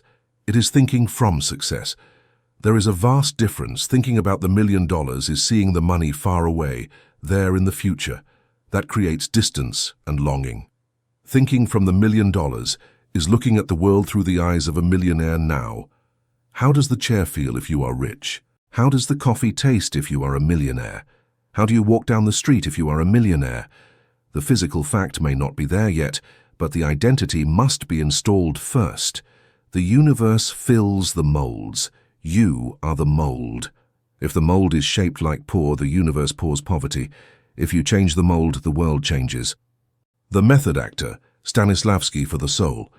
To understand this, let's look at the best actors in Hollywood. When a method actor, like Daniel Day-Lewis or Joaquin Phoenix, prepares for a role, they don't pretend when the camera turns on. They become the character 24 hours a day for months. They live it, they embody the new reality. If they play a lame person, they walk lame in their house. If they play a king, they demand to be treated as a king at the catering. They deceive their brains so deeply that their body chemistry changes. You are the lead actor in the movie of your life. But you are a lazy actor. You have been playing the same boring role of suffering victim. You know the script by heart. It comes naturally to you to put on a worried face. The director, your higher self, is shouting at you, "Cut, change of character. Now it's your turn to play the successful hero." But you say, "It's just that I don't feel that way, I feel fake." Of course you feel fake. It's a new role, the suit is tight. Radical assumption is the discomfort of wearing new shoes. You have to endure that discomfort. You have to act the part even if you feel like a fraud at first. The constant repetition of the acting makes it so that one day the role possesses you. One day you stop acting and you simply are. The fiction becomes your new biological truth. The imposter syndrome is your friend. Many people are afraid of imposter syndrome. That little voice that says, "Who are you trying to fool? You are not a successful businessman. You are an unemployed person playing at offices. You are a fraud." When you hear that voice, be glad. Imposter syndrome is the proof that you are growing. It means you are occupying new territory that your ego does not yet recognize as a comfort zone. If you don't feel like an imposter, it's that you are not aiming high enough. When you radically assume a new identity, your old subconscious mind rebels. It launches panic attacks, it launches shame. Your job is to maintain the character. Tell that voice, "Yes, I am an imposter. I am supplanting my old failed self with my new successful self, and I am such a good actor that reality is going to believe it." Remember, the brain does not distinguish between reality and vivid imagination. If you act like a confident person for 30 days straight, your brain will rewire itself. Neuroplasticity is at your service. Faking changes the physical structure of your brain. It is not a lie, it is training. Dressing for the role, enclothed cognition. There is a psychological phenomenon called enclothed cognition. Studies show that if you put a white coat on a person, their brain becomes sharper because they associate it. If you put on an expensive suit, you feel more authoritative and negotiate better. If you put on old sportswear, you feel lazier. To apply radical assumption, you have to use the costume. You cannot vibrate in Empress or Magnate if you walk around all day in dirty pajamas and with messy hair. Your clothes send constant signals. Dress for the job you want, not the one you have. Dress for the life you want. Even if you go to the supermarket, shave, comb your hair, use your best perfume on any Tuesday. It is not vanity, it is identity engineering. When you look in the mirror and see someone who looks successful, it is much easier to assume that you are successful, walking as if you owned the place. Radical assumption is physical. Observe how you walk. Do you walk fast with your head down, dodging people, apologizing with your body? That is the walk of scarcity. Or do you walk slowly, occupying space, with an open chest? That is the walk of abundance. A lion is not in a hurry. A king does not run. Time is his. Space is his. From today on, practice the walk of assumption. Imagine you have $10 million in the bank. How would your step change? You would probably be more relaxed. Your shoulders would drop. You would breathe deeper. You would look people in the eye with a slight smile of, "If you only knew how well I'm doing." Do that now, without the money. That change in your biomechanics sends a signal of security to the giant servant. The servant says, "The master walks as if he had millions. I don't see the millions in the account. There must be an accounting error. Quick, bring the millions to justify that walk." Reality always runs to catch up to you. The inner language diet. Neville Goddard said that our inner conversations are what create our reality. What are you saying to yourself all day? The old you has a victim dialogue. Everything is so expensive. I'm tired. No one values me. I hope it's Friday. If you want to assume a new identity, you have to change the script. The new you does not say those things. Imagine that you are already the person of your dreams. What would that person say to an expensive electricity bill? The old you would say, "What a robbery, I have no money." The new you, millionaire in assumption, would say, "Thank you for the electric service, I have plenty to pay for it." Even if you have to scratch for coins to pay it in the physical world, in your mental world you cannot afford the thought of poverty. You have to maintain the internal pose. You have to react to events as your ideal version would react. If your partner leaves you, the old you cries and begs. The new you says, "I understand, move on." The new you knows they are loved and valuable and says, "If you leave, it's because you leave space for something better that is at my level. Have a good trip." By reacting from the new identity, you collapse time and attract the new. Ignoring the mirror of 3D reality. Here is the hardest part, the trial by fire of the assumption. You assume you are rich. You dress well, you walk with power. You go to the ATM and it says insufficient balance. 3D reality spits in your face. It mocks your acting. Do you see? You are a clown. You are broke. In that moment, you have two options. Believe the mirror, failure, or divine denial, success. The choice is yours. If you believe the mirror, you get depressed. Accept the truth of the numbers and return to your poor identity. The game ends. If you choose success, you look at the balance and say, "This is a temporary error. This is the past. I know who I am. My wealth is real and it is on its way. This balance lies." It may seem like madness, but it is the only sanity. Faith is the substance of things hoped for, the evidence of things not seen. You have to be able to look at lack and deny it authority. Do not deny the physical fact, but deny the ultimate truth of that fact. Do not let the fact define who you are. I am temporarily without liquidity, but I am rich. That distinction saves your vibration. Maintain the character. Do not step out of the role even when the scenery falls to pieces. If you maintain the role when everything goes wrong, the universe, the great producer, is impressed and says, "This actor is for real. Give him everything he asks for." The script must be followed to the end. The reverse memory technique. To strengthen your assumption, use memory in your favor. Normally, we use memory to remember the past. I want you to use memory to remember the future. Tonight, when you go to bed, instead of reviewing what you did today, review what you did in your ideal day. Today I signed that incredible contract. Today I ate at that restaurant with my love. How good it felt. Build fake memories with sensory detail. Deceive the hippocampus of your brain.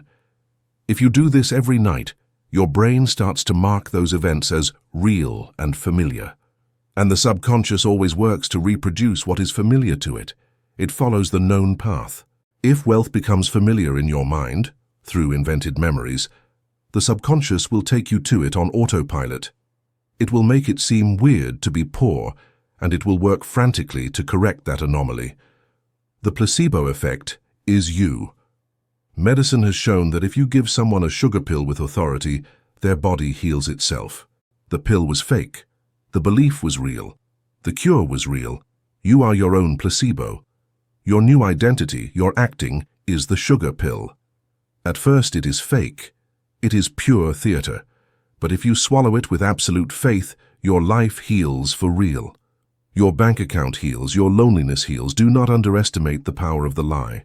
All truths started as imaginations. The building you are in, the phone you use, everything was first a fantasy in the mind of someone who refused to accept that it didn't exist. The audacity of appropriation. Have you ever seen someone sneak into a VIP party without an invitation? They don't enter hiding. They walk in as owners. They greet the guards. They act with such naturalness that no one dares to ask them for the ticket. That is the attitude. Sneak into the party of success. Do not wait to have the invitation, the title, the money, the recognition. Enter now. Behave as if you belong to the elite of your field. Speak like them.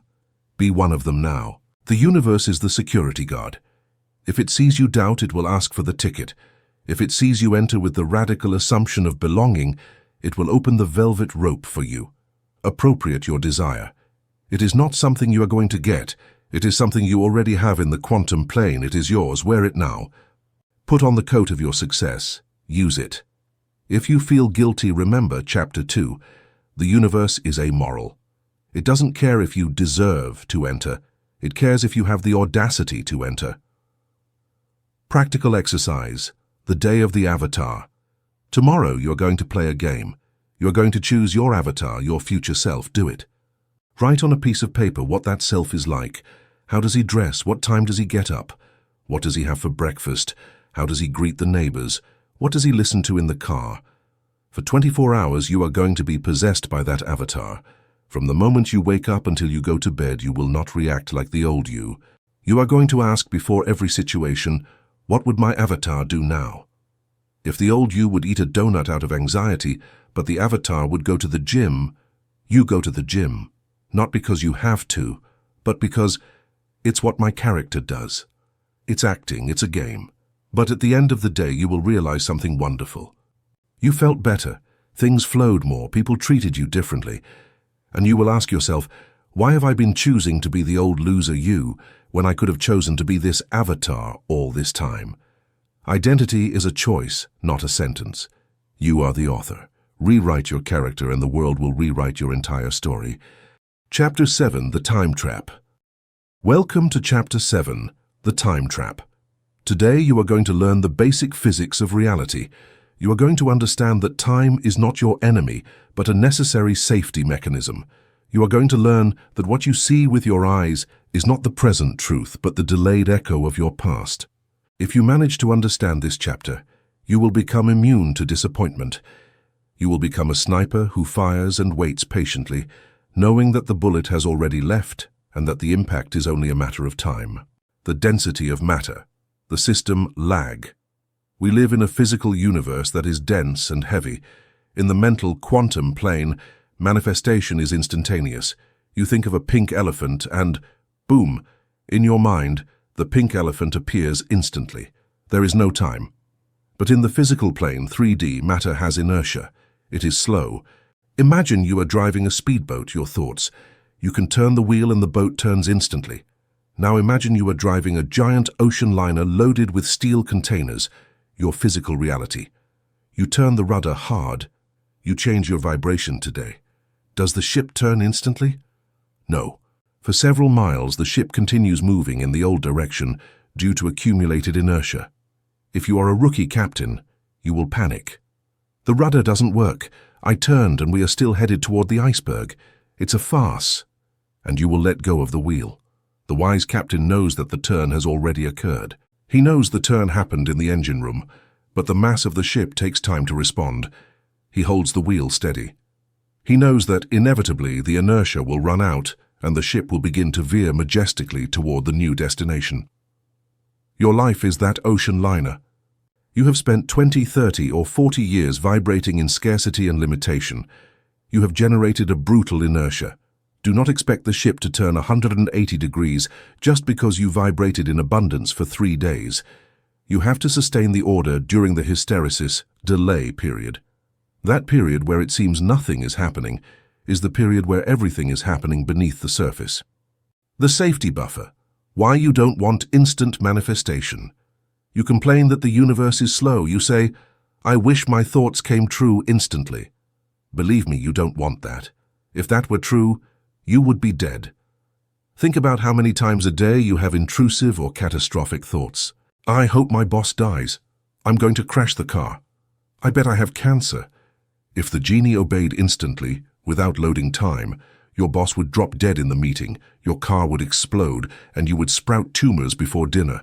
The world would be a chaos of monsters created by our momentary fears. Time is a safety buffer. The universe gives you a grace period between your thought and the manifestation. It's like when you send an email and have 10 seconds to click undo. The universe waits to see if your vibration is consistent. It says, the master is thinking about wealth today, but yesterday he thought about poverty. I'm going to wait and see if this is a whim or a real order. If he maintains the wealth signal for long enough, then I will print the reality. The delay protects you. It gives you time to correct your negative thoughts before they become bricks. But it also requires you to maintain your positive thoughts long enough for them to pass through the filter. The dead star theory. When you look at the night sky and see a star, you are not seeing the star as it is now. The light takes years to arrive. Perhaps you are seeing the light of a star that exploded and died 100 years ago. You are seeing the past. Your current reality works the same way. Look in the mirror. Look at your body. Look at your house. Look at your balance. You are looking at a dead star. You are seeing the light, the result of your thoughts, emotions, and actions from 6 months or 2 years ago. What you see today is the results report of your old self. The fatal error is reacting emotionally to the dead star. If you look at your balance today, which is the result of the past, and get depressed, you are generating a new cause of poverty that will manifest in 6 months. You are perpetuating the cycle. Past, present, negative reaction. Future equal to the past. To break the cycle, you have to become blind to the present. You have to understand that the present is irrelevant because it is already old. It can no longer be changed. It has already manifested. The only thing that matters is what you are broadcasting now, because that will create the future. The commander walks among the ruins of his current life with a smile because he knows they are old ruins, and that his new blueprints are already under construction in the invisible. The bridge of incidents, how it actually happens. Here is another point where people get confused. They expect manifestation to be a Harry Potter-style act of magic. Poof, a bag of money appears on the table. Sometimes it happens like that, miracles. But 90% of the time, the universe uses the path of least resistance. Neville Goddard called it the bridge of incidents. It is a chain of natural and logical events that lead you to your desire. And here is the trap. Sometimes the bridge of incidents looks like a misfortune at first. Example, you order, I want a job where I earn triple and am happy. The universe obeys. Yes, master. 2 days later, you are fired from your current job. You panic. My God, this doesn't work. I asked for wealth and I'm out on the street. The universe hates me. You break your vibration. You get depressed. You didn't realize that the firing was the first step of the bridge. The universe had to pull you out of your mediocre job because you didn't dare to quit, to set you free so you could find the job of your dreams that was waiting for you around the corner. You judged the process too soon. You judged the gift wrap because it was ugly, and you threw it in the trash without opening it. When you give an order, never judge what happens next as bad. If your car breaks down, if your partner leaves you, if you lose something, assume immediately, this is part of the bridge. The universe is moving the furniture to bring my order. This is necessary, I trust. That attitude turns obstacles into springboards, the seed in the darkness. Imagine you plant a bamboo seed, you water it, you fertilize it, you give it sun. A week passes. Nothing comes up. The ground is flat. A month passes, nothing. A year passes, nothing. If you are an impatient gardener, you dig up the soil, pull out the seed and shout, "It doesn't work!" By doing so, you kill the plant. What you didn't know is that bamboo spends 5 years growing roots downward. It is building a gigantic base in the darkness. And in the 5th year, suddenly, it sprouts and grows 30 meters in 6 weeks. Your great desires are bamboo. They need a gestation time in the darkness of the subconscious. You cannot see what is happening underground, but it is happening. The roots are spreading. The universe is aligning contacts, inspiring ideas in other people, moving invisible threads. Your job during the darkness phase is to keep watering. How do you water? With faith, with gratitude, and with assumption. If you stop watering, vibrating, because you don't see the sprout, the seed withers just before breaking the surface. Most people quit 1 yard away from the gold. Don't be those people. Love the darkness. Trust in what you do not see. The tyranny of how and when. The commander gives the order of the what. I want financial freedom. But he often makes the mistake of trying to control the how and the when. I want it by winning the lottery this Friday. That is micromanaging the universe. It is insulting its intelligence. The universe has millions of delivery routes that you do not know. Perhaps the lottery is not the way. Perhaps it is a business idea, an inheritance, an investment, or a gift. If you obsess over the how, lottery, you close the other 999 doors. And if you obsess over the when, Friday, you create anxiety and resistance. Your job is the what. The servant's job is the how and the when. The universe always chooses the most efficient path and the perfect moment. Sometimes the delay is because you are not ready yet. If they gave you the $1 million today, with your current mentality, perhaps you would lose it in a year or it would destroy you. The universe is waiting for your avatar, Chapter 6, to mature enough to hold the blessing. The waiting time is training time. Do not ask, when does it arrive? Say, I am ready. Do it your way. The demon of doubt and how to kill it. During the waiting time, a demon will visit you. Its name is doubt. It comes at 3 in the morning and whispers, "You are stupid. None of this is real. Look at your bills. Be realistic." Doubt is not a sign that you are doing poorly. It is part of the process. It is the guardian of the threshold. It comes to test your mettle.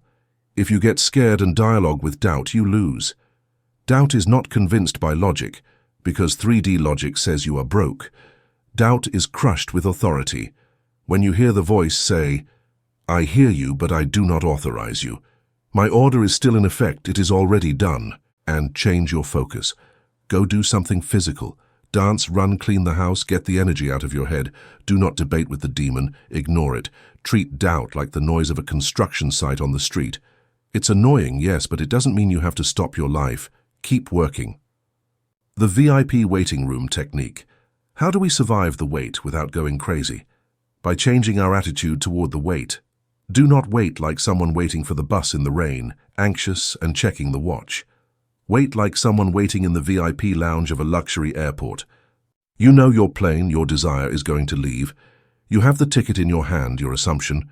There is no possibility of you being left behind. So, while you wait, enjoy yourself.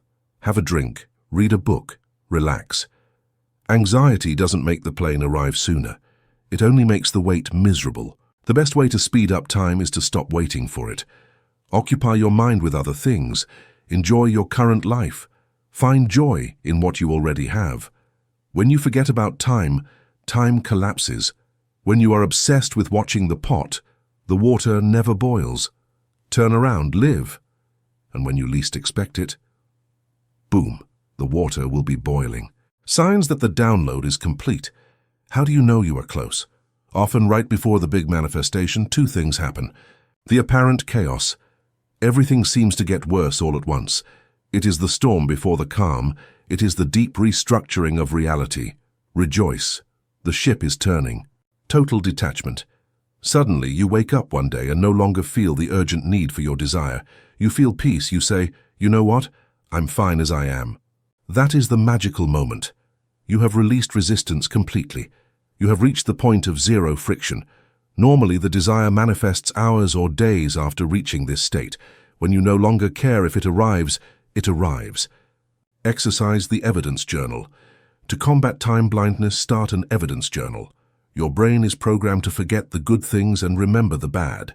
Note every small synchronicity or positive sign you see. Found $5?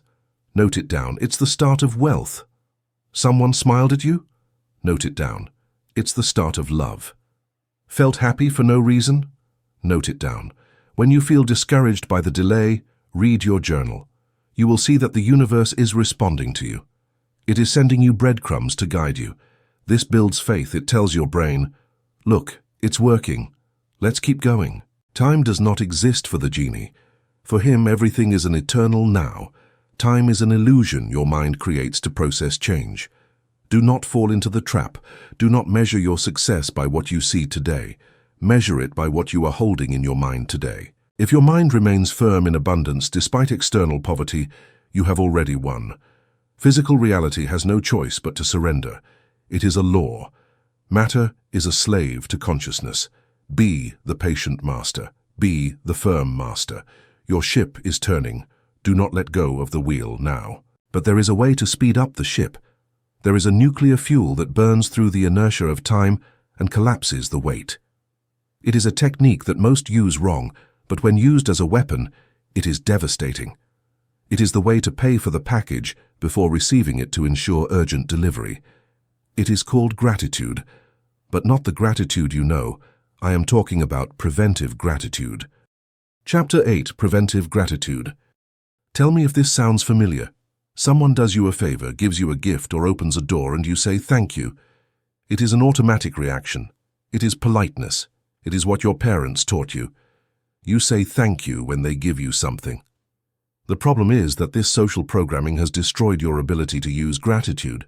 You have been taught that gratitude is a reaction. It comes after the event.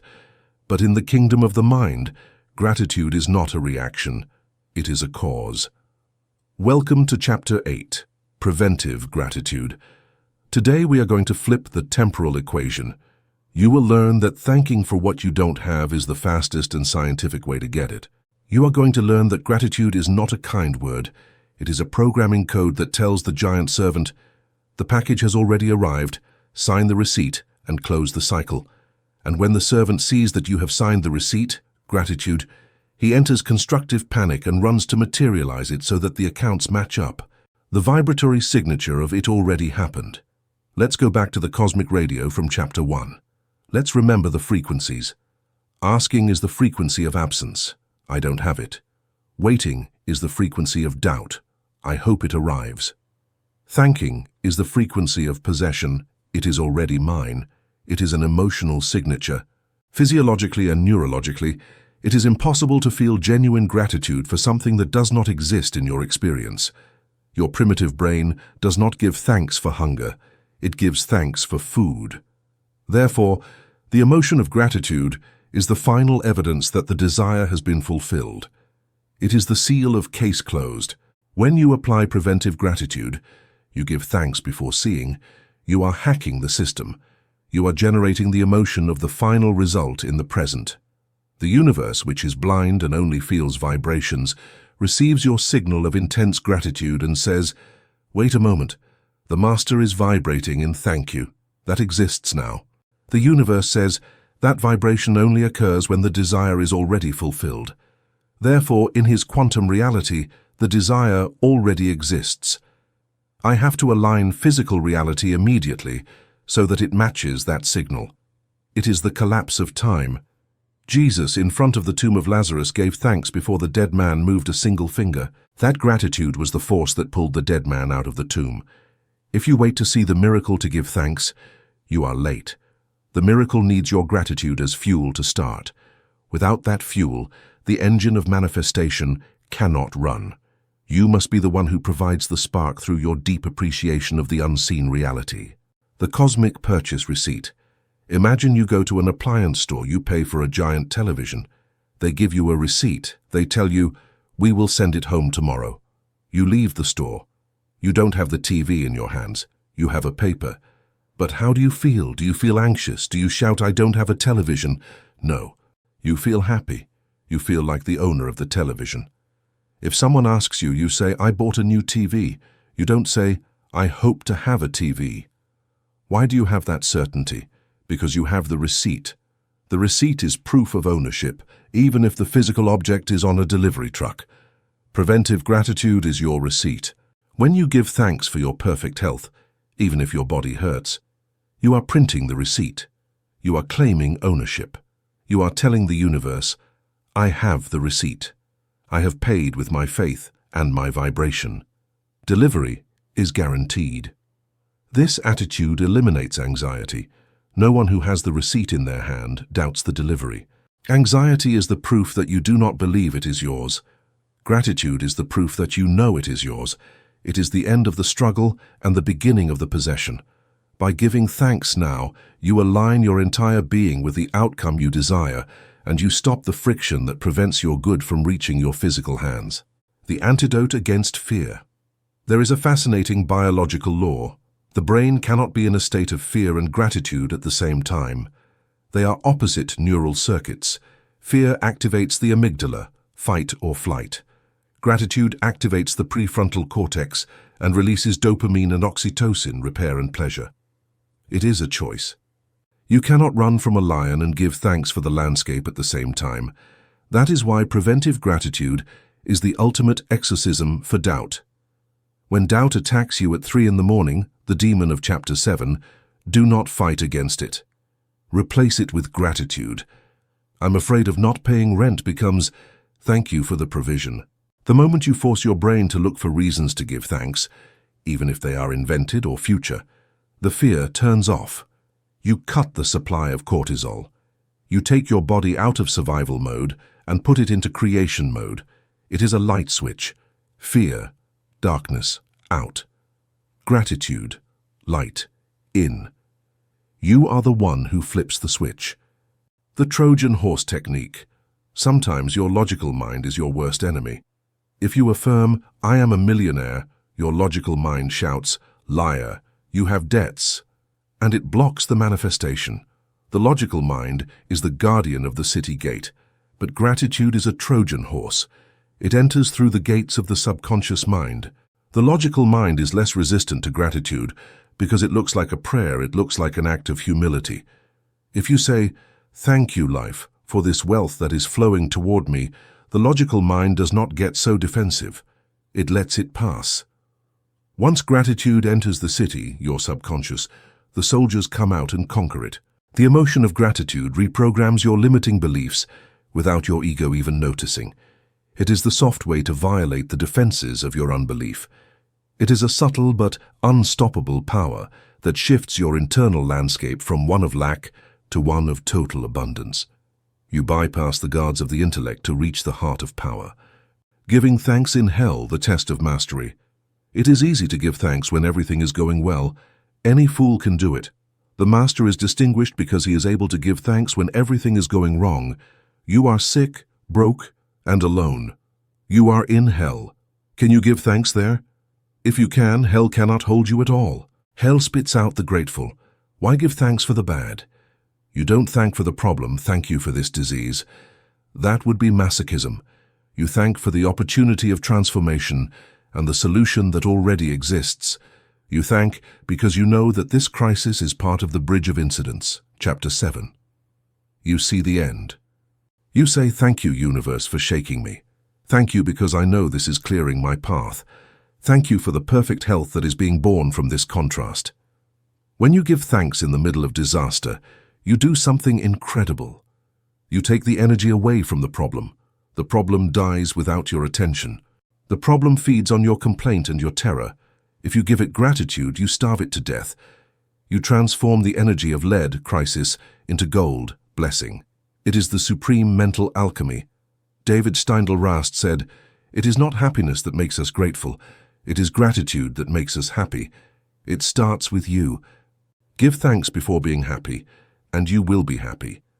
And because you are happy, you will attract reasons to be so. It is a virtuous cycle that starts with your decision to appreciate life regardless of the current appearance. You become a light in the dark, and darkness must vanish before the intensity of your focused appreciation. The morning ritual, the appreciation bombardment. To train this muscle, you need a gym. Your gym is the morning. Before getting out of bed, before touching your phone, you're going to do an appreciation bombardment. For 2 minutes, you're going to give thanks for everything you can think of, mixing what you have and what you want. Mix it to confuse your logical mind. Thank you for this soft pillow. Real. Thank you for the roof over my head. Real. Thank you for the $1 million in my account. Preventive. Thank you for my healthy lungs. Real. Thank you for my loving partner. Preventive. Thank you for the coffee I'm going to drink. Real. By mixing present truths with future truths, your brain stops distinguishing. It begins to accept the $1 million as just as real as the pillow. You enter an upward spiral of vibration. You leave the bed vibrating at 500 hertz. Love, gratitude. That day, you are untouchable. Problems slide off you. Opportunities seek you out. The Gratitude Journal 2.0, the creator's version. Everyone tells you to write a gratitude journal. Write down 3 good things that happened to you today. That's fine for beginners. It is reactive gratitude. You are going to write the journal of the future. Every night you are going to write 3 things you want to happen tomorrow. Write them in the past tense as if they had already occurred. Thank you because tomorrow's meeting was a resounding success and I closed the deal. Thank you because I received wonderful news about my health. Thank you because I found the money to pay the debt. By writing it by hand, you are signing contracts with the universe. The hand-brain connection is powerful. You are writing the script for the next day. When you wake up, your subconscious will have a map. Ah, the master said the meeting was a success. Let's make that happen to comply with the journal entry. You are prepaying your future with Gratitude Inc. You are the architect of your morning. Silent gratitude, the magician's gaze. You don't always need to speak. You can use the gaze of gratitude. When you walk down the street, look at people, buildings, trees, and mentally say, thank you. Thank that stranger for existing. Thank the tree for the oxygen. Thank the bus driver. Project gratitude toward everything you see. This creates a magnetic field around you. People will feel attracted to you without knowing why. They will feel that you give them energy. And the universe, which is everything you look at, will feel loved by you. And like a lover, it will want to give you gifts. It responds to your appreciation with more things to be appreciated. Remember, the universe is a mirror. If you give it love and appreciation, it returns love and appreciation to you in the form of money, health, and luck. Your silent blessing becomes a powerful broadcast that reorders the environment in your favor. You walk in a world of your own making, blessed by your own focused recognition of good. Beware of false gratitude, feeling versus thinking, a vital warning. Saying thank you with clenched teeth and a heart full of hatred is useless. The universe is deaf, remember? Chapter 1. It does not hear the word thanks.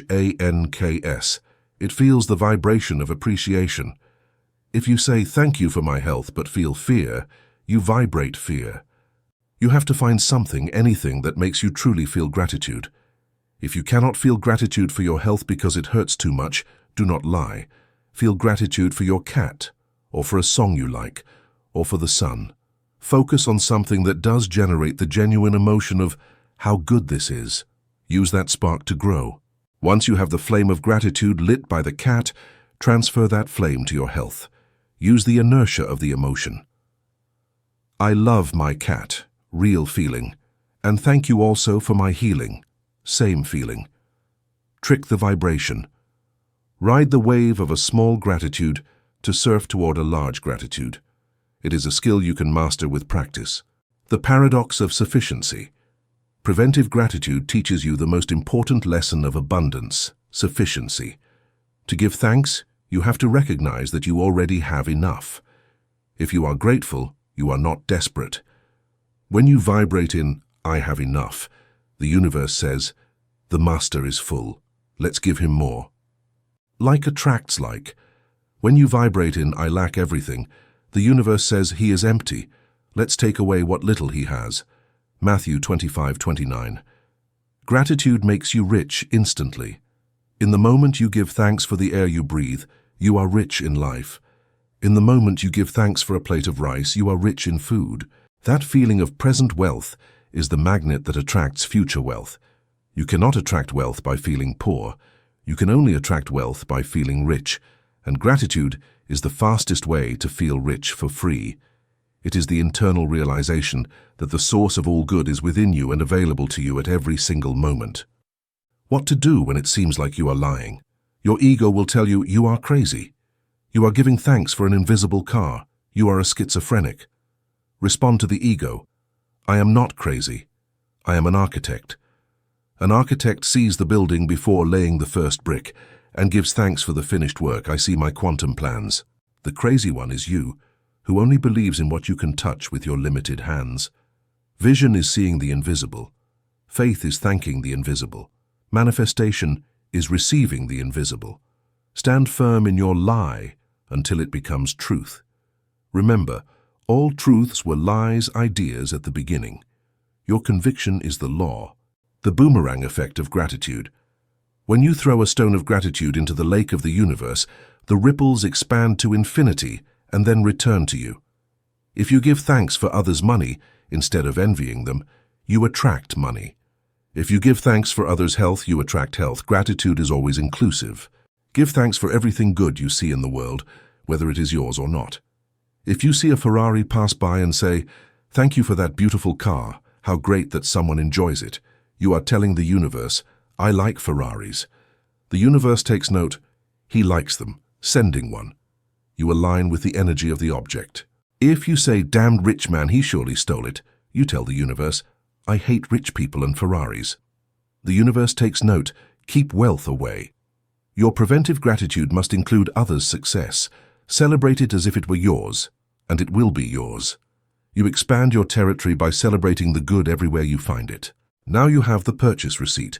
You are no longer waiting with anxiety. You are waiting with the smile of an owner. You have paid the price. The price was not money. It was focus, assumption, and gratitude. The merchandise is on its way. The universe's delivery truck never gets lost, even if it sometimes takes strange routes. Relax, enjoy the wait. Polish the furniture where you are going to put your new television, your desire. Prepare your life to receive. Clean your closet for the new clothes. Clean your garage for the new car. That physical preparation is the final act of gratitude. It is a powerful signal that you are ready for the manifestation. But beware, just when you are at the peak of gratitude, just when the miracle is ringing the doorbell, something inside you might open the door and slam it in the delivery man's face. There is a dark part in your psyche that is afraid to receive, a part that believes you don't deserve it. It is the internal saboteur. If you do not deactivate it, it will destroy your manifestation at the last second, like an architect who dynamites his own bridge on inauguration day. You must address the root of your unworthiness to allow the flow of your good to enter your life. The next step is to clear the path of all internal resistance and hidden guilt. Chapter 9: Neutralizing the Saboteur. You're about to sign the contract of your life, and suddenly you get sick to your stomach and cannot go to the meeting. You are living the perfect romance. Everything is honey and roses, and out of nowhere, you start a stupid fight over a text message and break the relationship. You start earning serious money, and that same month your car breaks down. Your fridge breaks and you lose your wallet, spending exactly what you had earned. Bad luck? No.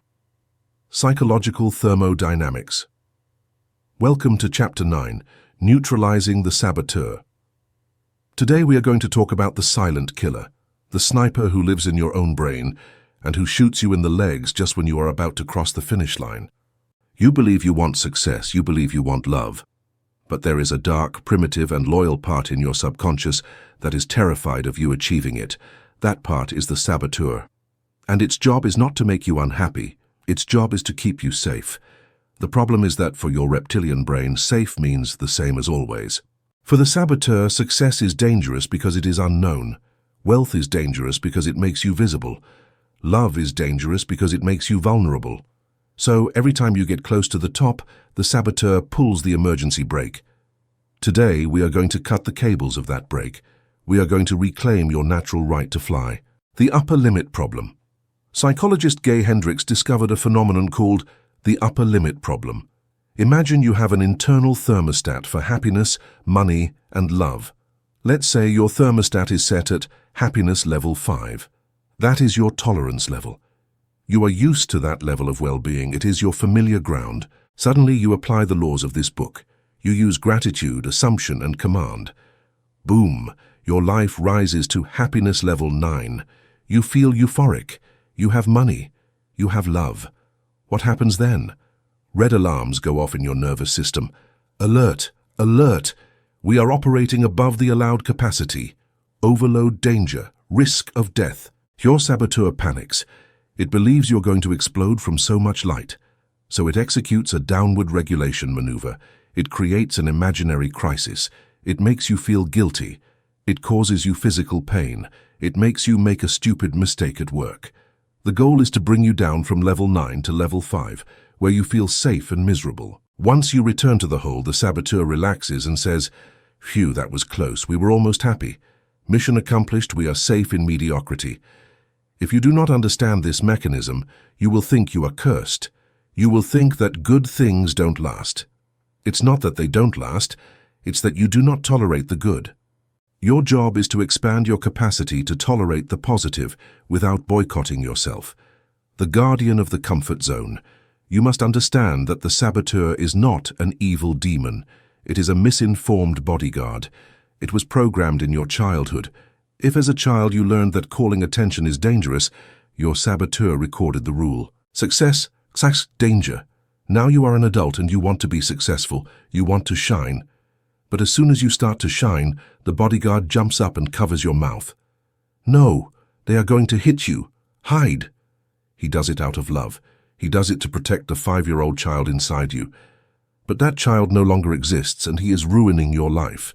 You cannot fight the saboteur with hate. If you fight him, he becomes stronger, because it confirms there is a war and he needs to protect you more. You have to treat him like a loyal but senile employee who keeps following rules from 1990 in 2024. You have to re-educate him. You have to update his software. You have to tell him to put down the weapon. Invisible loyalty, the sin of surpassing the tribe. Here we reach the deepest and most painful root of self-sabotage. It is something that most self-help books ignore because it hurts too much to look at. It is called clan loyalty. Biologically, we are tribal animals. In ancient times, being expelled from the tribe meant death. Belonging is survival. And how do we belong? By sharing the same problems and limitations as our tribe. If you come from a poor, hard-working and suffering family, your subconscious has an equation recorded: being poor, belonging to the family, love, security.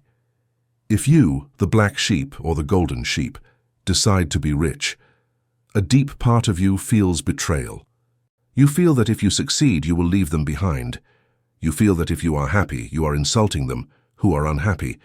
This guilt is the nuclear fuel of the saboteur. Who do you think you are to travel to Europe while your mother is cleaning floors? Who do you think you are to earn in a month what your father earned in a year? That guilt will make you lose the money. It will make you sick. It will make you fail. All to return to the fold, all to be able to tell them, "Look, I am just as miserable as you. Keep loving me." It is a blind love. It is a toxic love. To triumph, you must be willing to break that loyalty. You must be willing to be the stranger in your family. You have to understand that your suffering does not help your family. It only duplicates the misery in the world. The best way to honor your lineage is not by repeating their failures, but by healing the tree through your success. You are the pioneer of a new reality. Your wealth is the harvest of their prayers. Accept it as a holy tribute. The "I don't deserve" virus. The saboteur uses a powerful chemical weapon, the feeling of unworthiness, the imposter syndrome.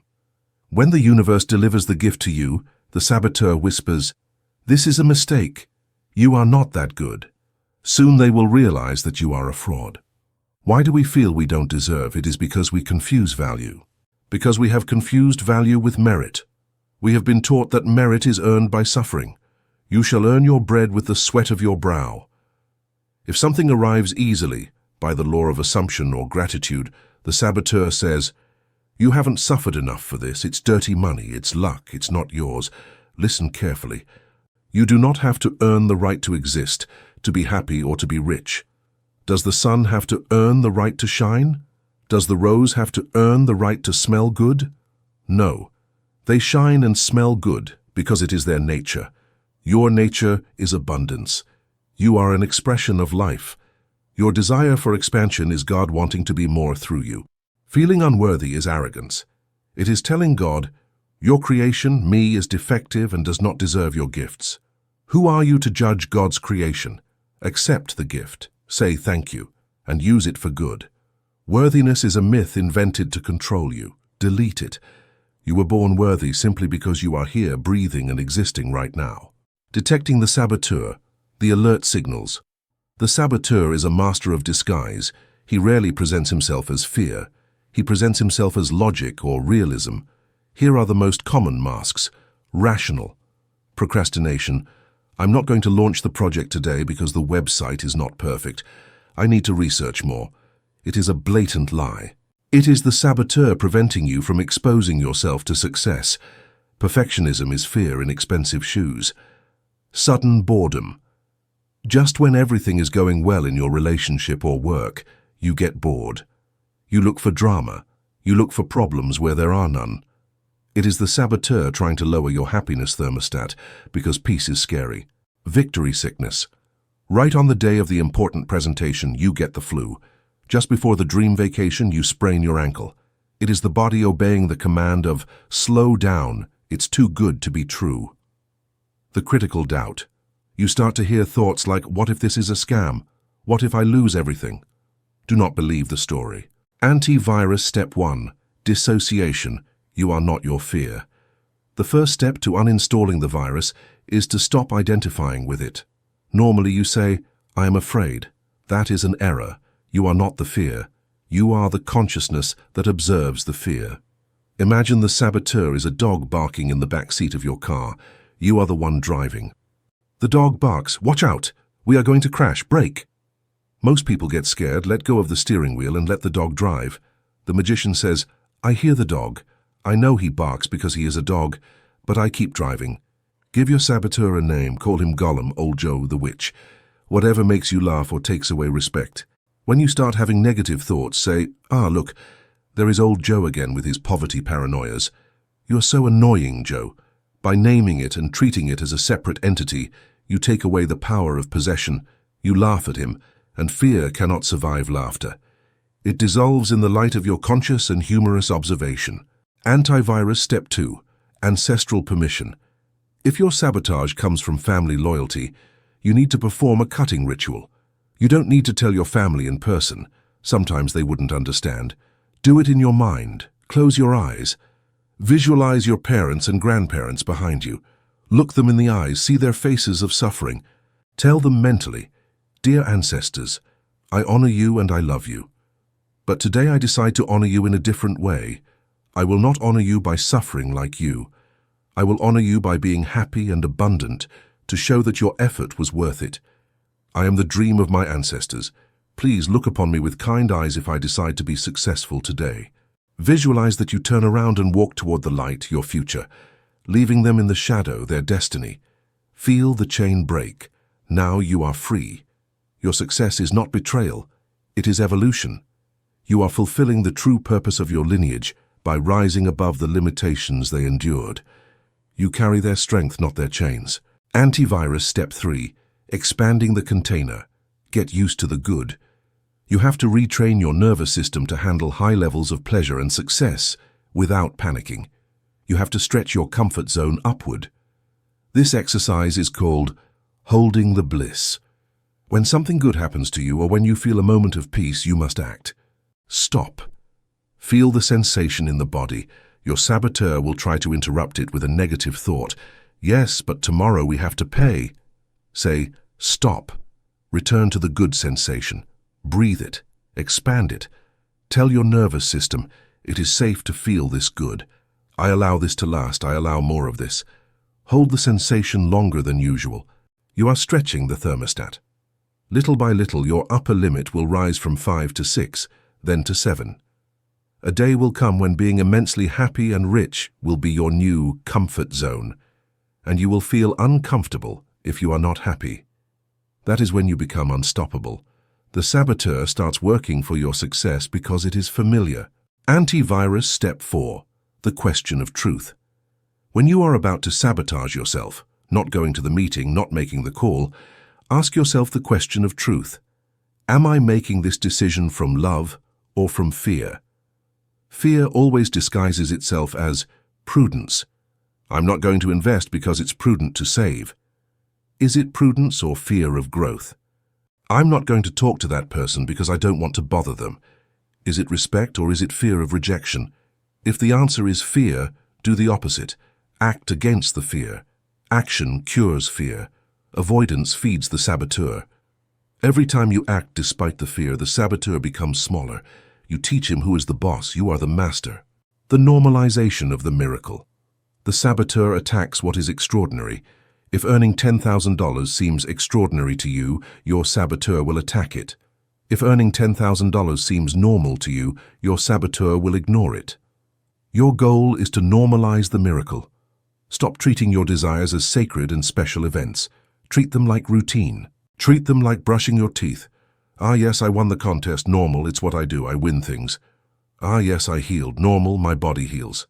Take away the shine of the special event. Make it boring. Make it every day.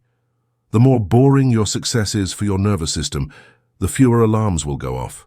Be casually extraordinary. It is law. The fear of what they will say, the external saboteur. Sometimes the saboteur uses external voices. People are going to envy me.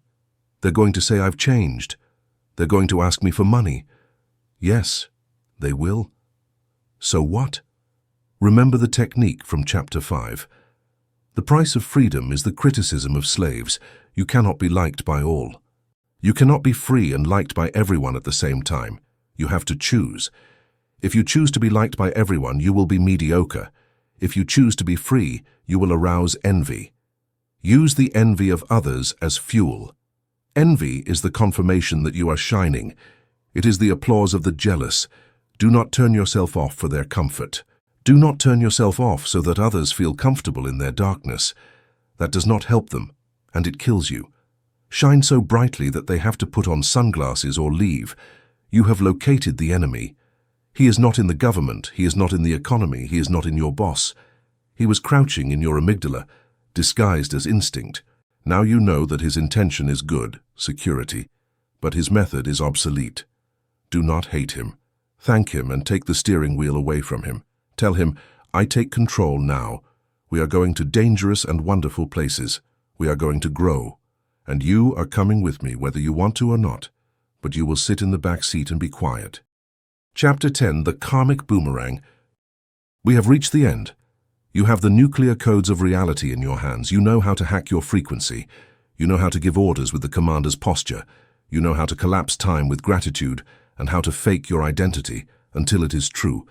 You are technically a magician, an architect of reality. It is done. But before letting you go to play with your new power, I have to stop you at the door and look you in the eye. I have to give you the warning that comes printed in small print on the contract of the universe, the one that nobody reads until it is too late. The power you hold is immense. The warning is this. This power is a double-edged sword, and it has no safety catch. If you leave here and use these laws to harm, to manipulate, to take revenge, or to steal, I guarantee with mathematical precision that you will destroy yourself. Not because God punishes you. God does not need to punish you. You will destroy yourself because you live in a hall of mirrors. It is the law of return. Welcome to Chapter 10, The Karmic Boomerang. Today you are going to learn the last and highest law of metaphysical physics, the law of unity. You are going to understand that the other does not exist, that everything you throw at the world, you are actually throwing at yourself in the back of the head. If you learn this, you are invincible. If you ignore it, your own power will devour you. The illusion of separation. To understand the boomerang, first you have to wake up from the greatest optical illusion in history, the idea that you and I are separated.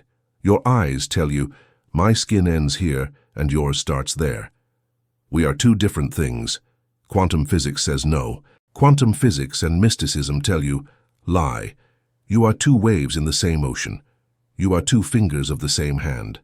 At the subatomic level, there is no separation. We are all part of the same unified field of consciousness. There is only one I am in the universe, disguised as billions of people, When you speak, the One speaks. When you say I am and your enemy says I am, it is the same God speaking through two different mouths. This means that, metaphysically, your enemy is you in disguise. Your neighbor is you in another timeline. The beggar is you. The millionaire is you. If you understand this, you will understand why manipulation is absolute madness. Attacking another is as if your right hand grabbed a hammer and hit your left hand. The right hand may think, "Haha, I won, I hurt the left." But the entire organism, you, suffers the pain. The body collapses. Every time you wish evil upon someone, you are decreeing evil for the only being that exists, you. It is a biological fact. The mechanics of the boomerang. Imagine that you are in the center of a perfect circular room. The walls are made of high-rebound elastic rubber. You have a baseball in your hand. That ball is your intention.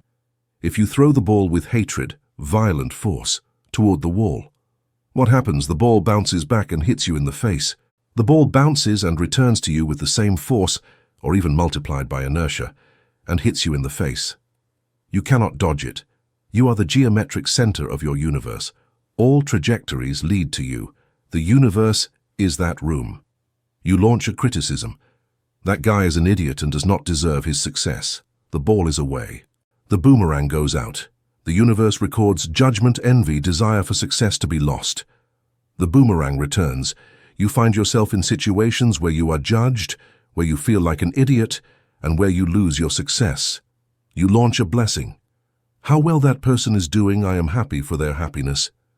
It is out. The boomerang goes out.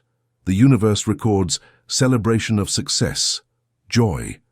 The boomerang returns. Success hits you in the face. Unexpected opportunities appear. The giant servant, chapter 2, is amoral, but he is reflective. He says, "What the master desires for others, he desires for himself, because only the master exists." This is the technical explanation of the golden rule. Treat others as you want to be treated, not for morality, but for survival strategy. The danger of the specific person, love obsession. This is where most students of the law get into swampy and dangerous terrain. The subject of love and the specific person. It is risky. I receive thousands of messages. I want to use the law so my ex comes back to me. I want that person to fall in love with me even though they don't want me now. Be careful. You are playing with radioactive fire. When you try to use the law to bend the will of another specific person, you are crossing the line of black magic. You are crossing into energy manipulation, and the price to pay is very high. Lack vibration. If you have to psychically force someone to love you, you are vibrating in I am not enough. You are vibrating in beggar mode, chapter 4. That vibration will destroy your self-esteem. You are operating from a deep hole of internal need. The golden cage. Suppose you succeed. You use your mental power and that person returns. But they do not return by free love, they return by energetic influence. You will have a zombie, not a lover. You will have a body without a soul, and you will live with the constant terror that the spell will break. The price is your own peace. The rebound. By trying to take away another's freedom, the universe will take away your freedom. You will become obsessive, jealous, a slave to that relationship. You will tie yourself to a hell that you created yourself. The commander, chapter 4, never forces anyone. The commander orders quality love. He chooses the frequency. He says, I order a divine, passionate, and faithful relationship with the perfect person for me, who vibrates at my frequency. If that person is your ex, the universe will bring them. If it is not them, the universe will bring someone better. But the commander leaves the who to the universe. He obsesses over the essence. Stop trying to kidnap people with your mind. Attract them with your light. Revenge, drinking poison expecting the other to die. Someone has hurt you. They scammed you, betrayed you, or humiliated you. Now you have the power of the mind. Your ego says, I'm going to visualize their ruin. I'm going to use the law of cause and effect. Stop, put the weapon down. To visualize the ruin of your enemy, what do you have to do? You have to generate images of ruin in your mind. You have to generate emotions of hatred and pain in your body. You have to lower your frequency to the level of hell to be able to project hell. Remember, You are the projector. The lens is yours. The horror movie passes through your lens first before reaching the screen. The heat of the projector burns the film. To burn another, you first have to catch fire yourself. Buddha said it. Holding on to anger is like grasping a hot coal with the intent of throwing it at someone else. You are the one who gets burned. It is inevitable. The universe does not distinguish recipients. If you generate ruin energy, the universe says, "The master is cooking ruin. Serve him a double plate." And while you wait for your enemy to fall, you get sick, you lose money, and you become bitter. The best revenge is massive success and radical happiness. It is the only way out. When you are immensely happy, your vibration becomes untouchable. The evil they did to you bounces back and returns to its origin because it finds no resonance in you. Let the law of cause and effect take care of them. Do not get your hands dirty. The universe is a better debt collector than you are. Trust the law of return. Sacred egoism. How to be good by being selfish. I propose a new ethic to you. Not the ethic of sacrifice, I am good because I suffer for others, but the ethic of intelligent egoism. Be good because it suits you. Be generous because it makes you rich. Forgive because it sets you free. It is the most profitable path for your soul. If you understand that giving is receiving, because everything is a boomerang, you become the most generous person in the world out of pure, intelligent egoism. You help your companion to rise because you know that when he rises, the tide rises and your boat also rises. You do not criticize because you do not want to dirty your signal. You bless your competitors because by blessing their business, you are blessing the concept of successful business in your own reality. This is the paradox. The enlightened egoist behaves exactly like a saint, but he does not suffer. He does it with joy, knowing that he is investing in his own positive karma. It is a smart move. Turn your life into a machine for launching golden boomerangs. Launch praise, launch money, launch help, launch love, and then sit down and prepare for the rain of gold that is going to fall on you. It is a mathematical certainty. The world will reflect back to you the beauty you have dared to project into the void. It is your harvest. The security clause, this or something better. Sometimes in our human ignorance we ask for things that we think are good, but which are actually death traps. You ask for that job in that specific company, without knowing that the company is laundering money, and you will end up in jail. You ask for that specific person. You ask for that specific partner, without knowing they are a narcissistic psychopath. The giant servant who is obedient brings it to you, and you are ruined. To avoid this, the wise magician always adds the security clause at the end of his decrees. The magic phrase is, "This or something better in harmony for everyone." This or something better in harmony for everyone, under grace and in a perfect way. Let's analyze the formula. This or something better. You give permission to the universe to improve your order. If you asked for a red car and the universe has a private jet for you, you do not block it. You open yourself to the surprise. In harmony for everyone. You ensure that your success is not based on the misfortune of another. If you get the position, it is not because the other candidate broke a leg, but because they found another better job. This cleanses your karma. You do not want success stained with blood. Under grace means without struggle or effort. Never launch a decree without this security signature. It is your spiritual seatbelt, the power of the silent blessing. Here is a secret technique to clean your karma and raise your vibration instantly. When you go down the street, play the blessing sniper. Choose people at random, that old lady, that stressed executive, and mentally shoot them a blessing. I wish for you to be immensely happy. I wish for you to find peace today. Do it fast. Boom, boom, boom, nobody finds out. But you are generating high-frequency waves. By unselfishly wishing them well, you become a channel of grace, and the channel always gets wet before the water reaches the goal. You feel happy instantly. Your immune system improves, your magnetic field shines. You are hacking the matrix to make it a kinder place for you. Radical responsibility of the Creator. Now that you know all this, innocence is over. You can no longer say, "It was an accident." You can no longer blame the government or bad luck. You know that you are the Creator. You know that your vibration creates your reality. You know that what you receive is what you gave. This responsibility may weigh at first. It is scary to know that there is no one to blame. But it is the weight of the crown. Only slaves blame, kings assume. You are a king in your own world. If you do not like your life today, do not look outside. Look in the mirror. Clean your vibration, change your decrees. Stop hating, start loving, and reality will change with the fidelity of a shadow. You are the origin, you are the cause. The effect will follow you with the same precision as the moon follows the earth in its orbit. The legacy of the magician. What are you going to do with this power?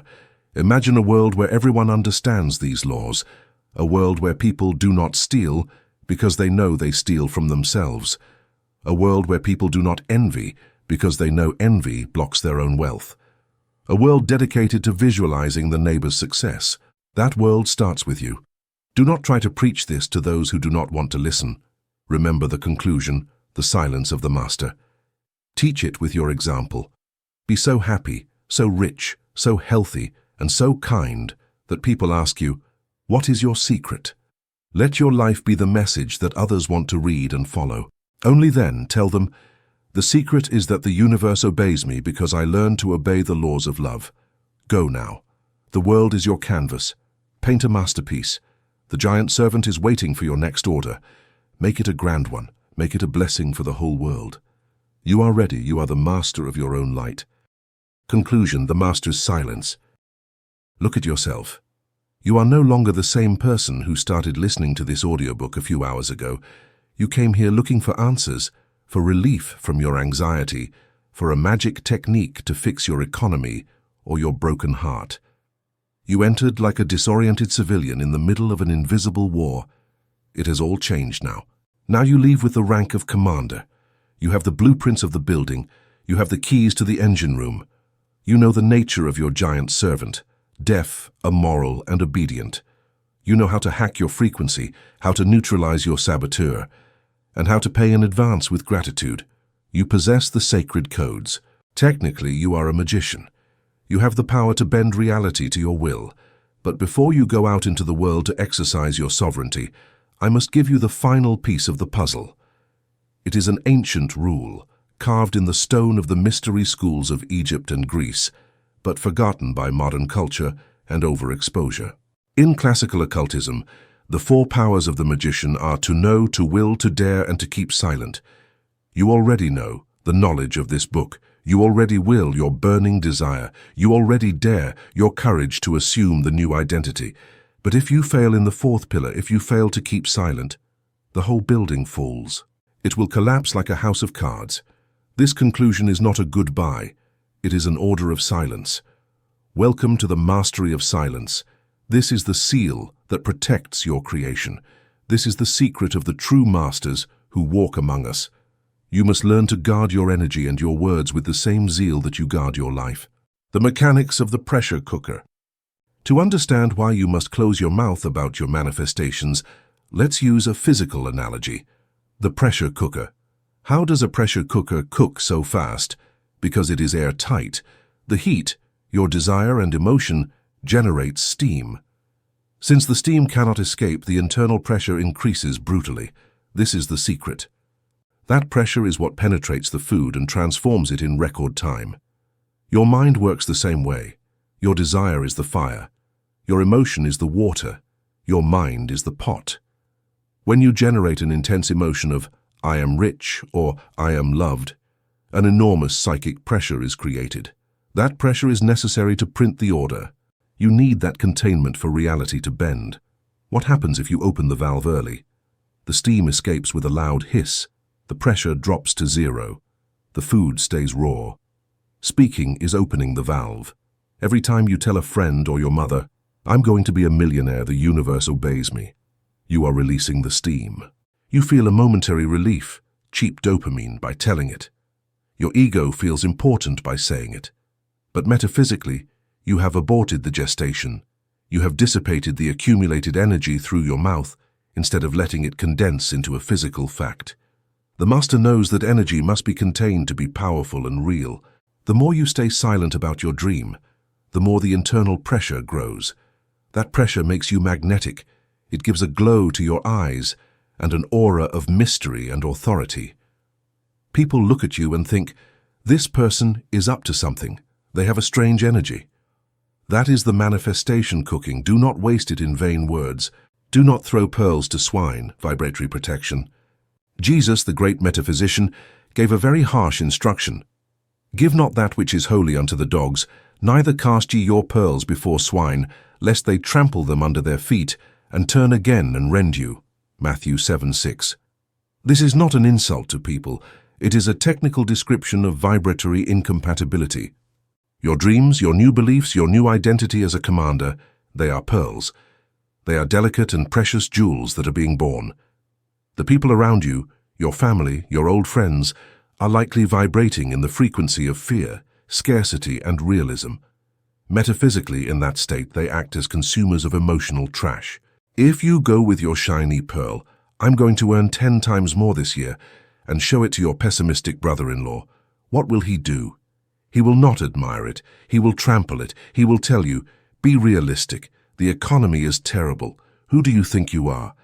He will try to drag you back down to the mud of common belief. And here comes the danger. You are still vulnerable. Your new belief is a tender sprout. Your relatives' doubt is sulfuric acid. By exposing your dream to their doubt, you allow their vibration to contaminate yours. Suddenly, you start to doubt too. The boomerang of their fear hits you and knocks you down. Your momentum is stolen. And turn again and rend you. They rend your faith, they rend your impulse. The master protects his pearls. Not out of arrogance, but for spiritual biosecurity. Only share your dreams with people who vibrate at your same frequency or higher. If you have no one like that, stay silent. Your best confidant is your own heart and the servant.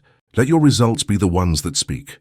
When you show up with the new car, with radiant health and with inner peace, then they will ask you, and then, only then, can you share the secret, because your results will be the armor that protects your words.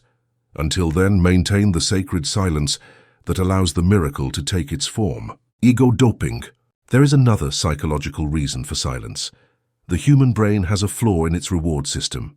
Neuroscience studies have shown that when you announce a goal, I'm going to write a book, or I'm going to get rich, your brain releases a dose of dopamine almost identical to what it would release if you had already achieved it.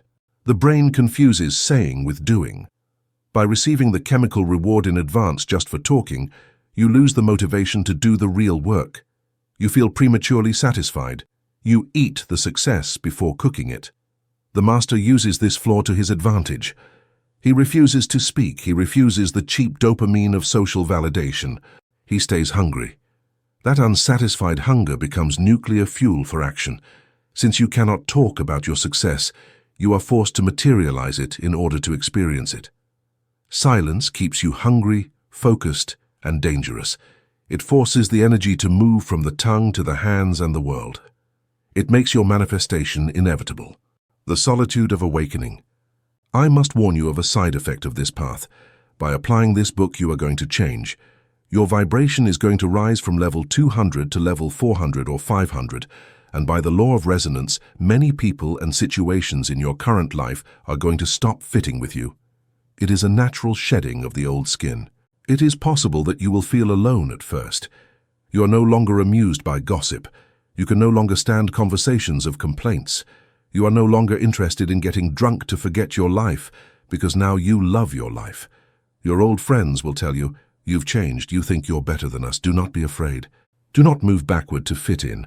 That solitude is the decompression chamber. You are in the lobby between your old life and your new life. The universe is cleaning your environment to make room for the new. The complaining friends will leave, and brilliant partners will enter. Toxic partners will leave, and conscious love will arrive. Stand firm in the silence of this transition.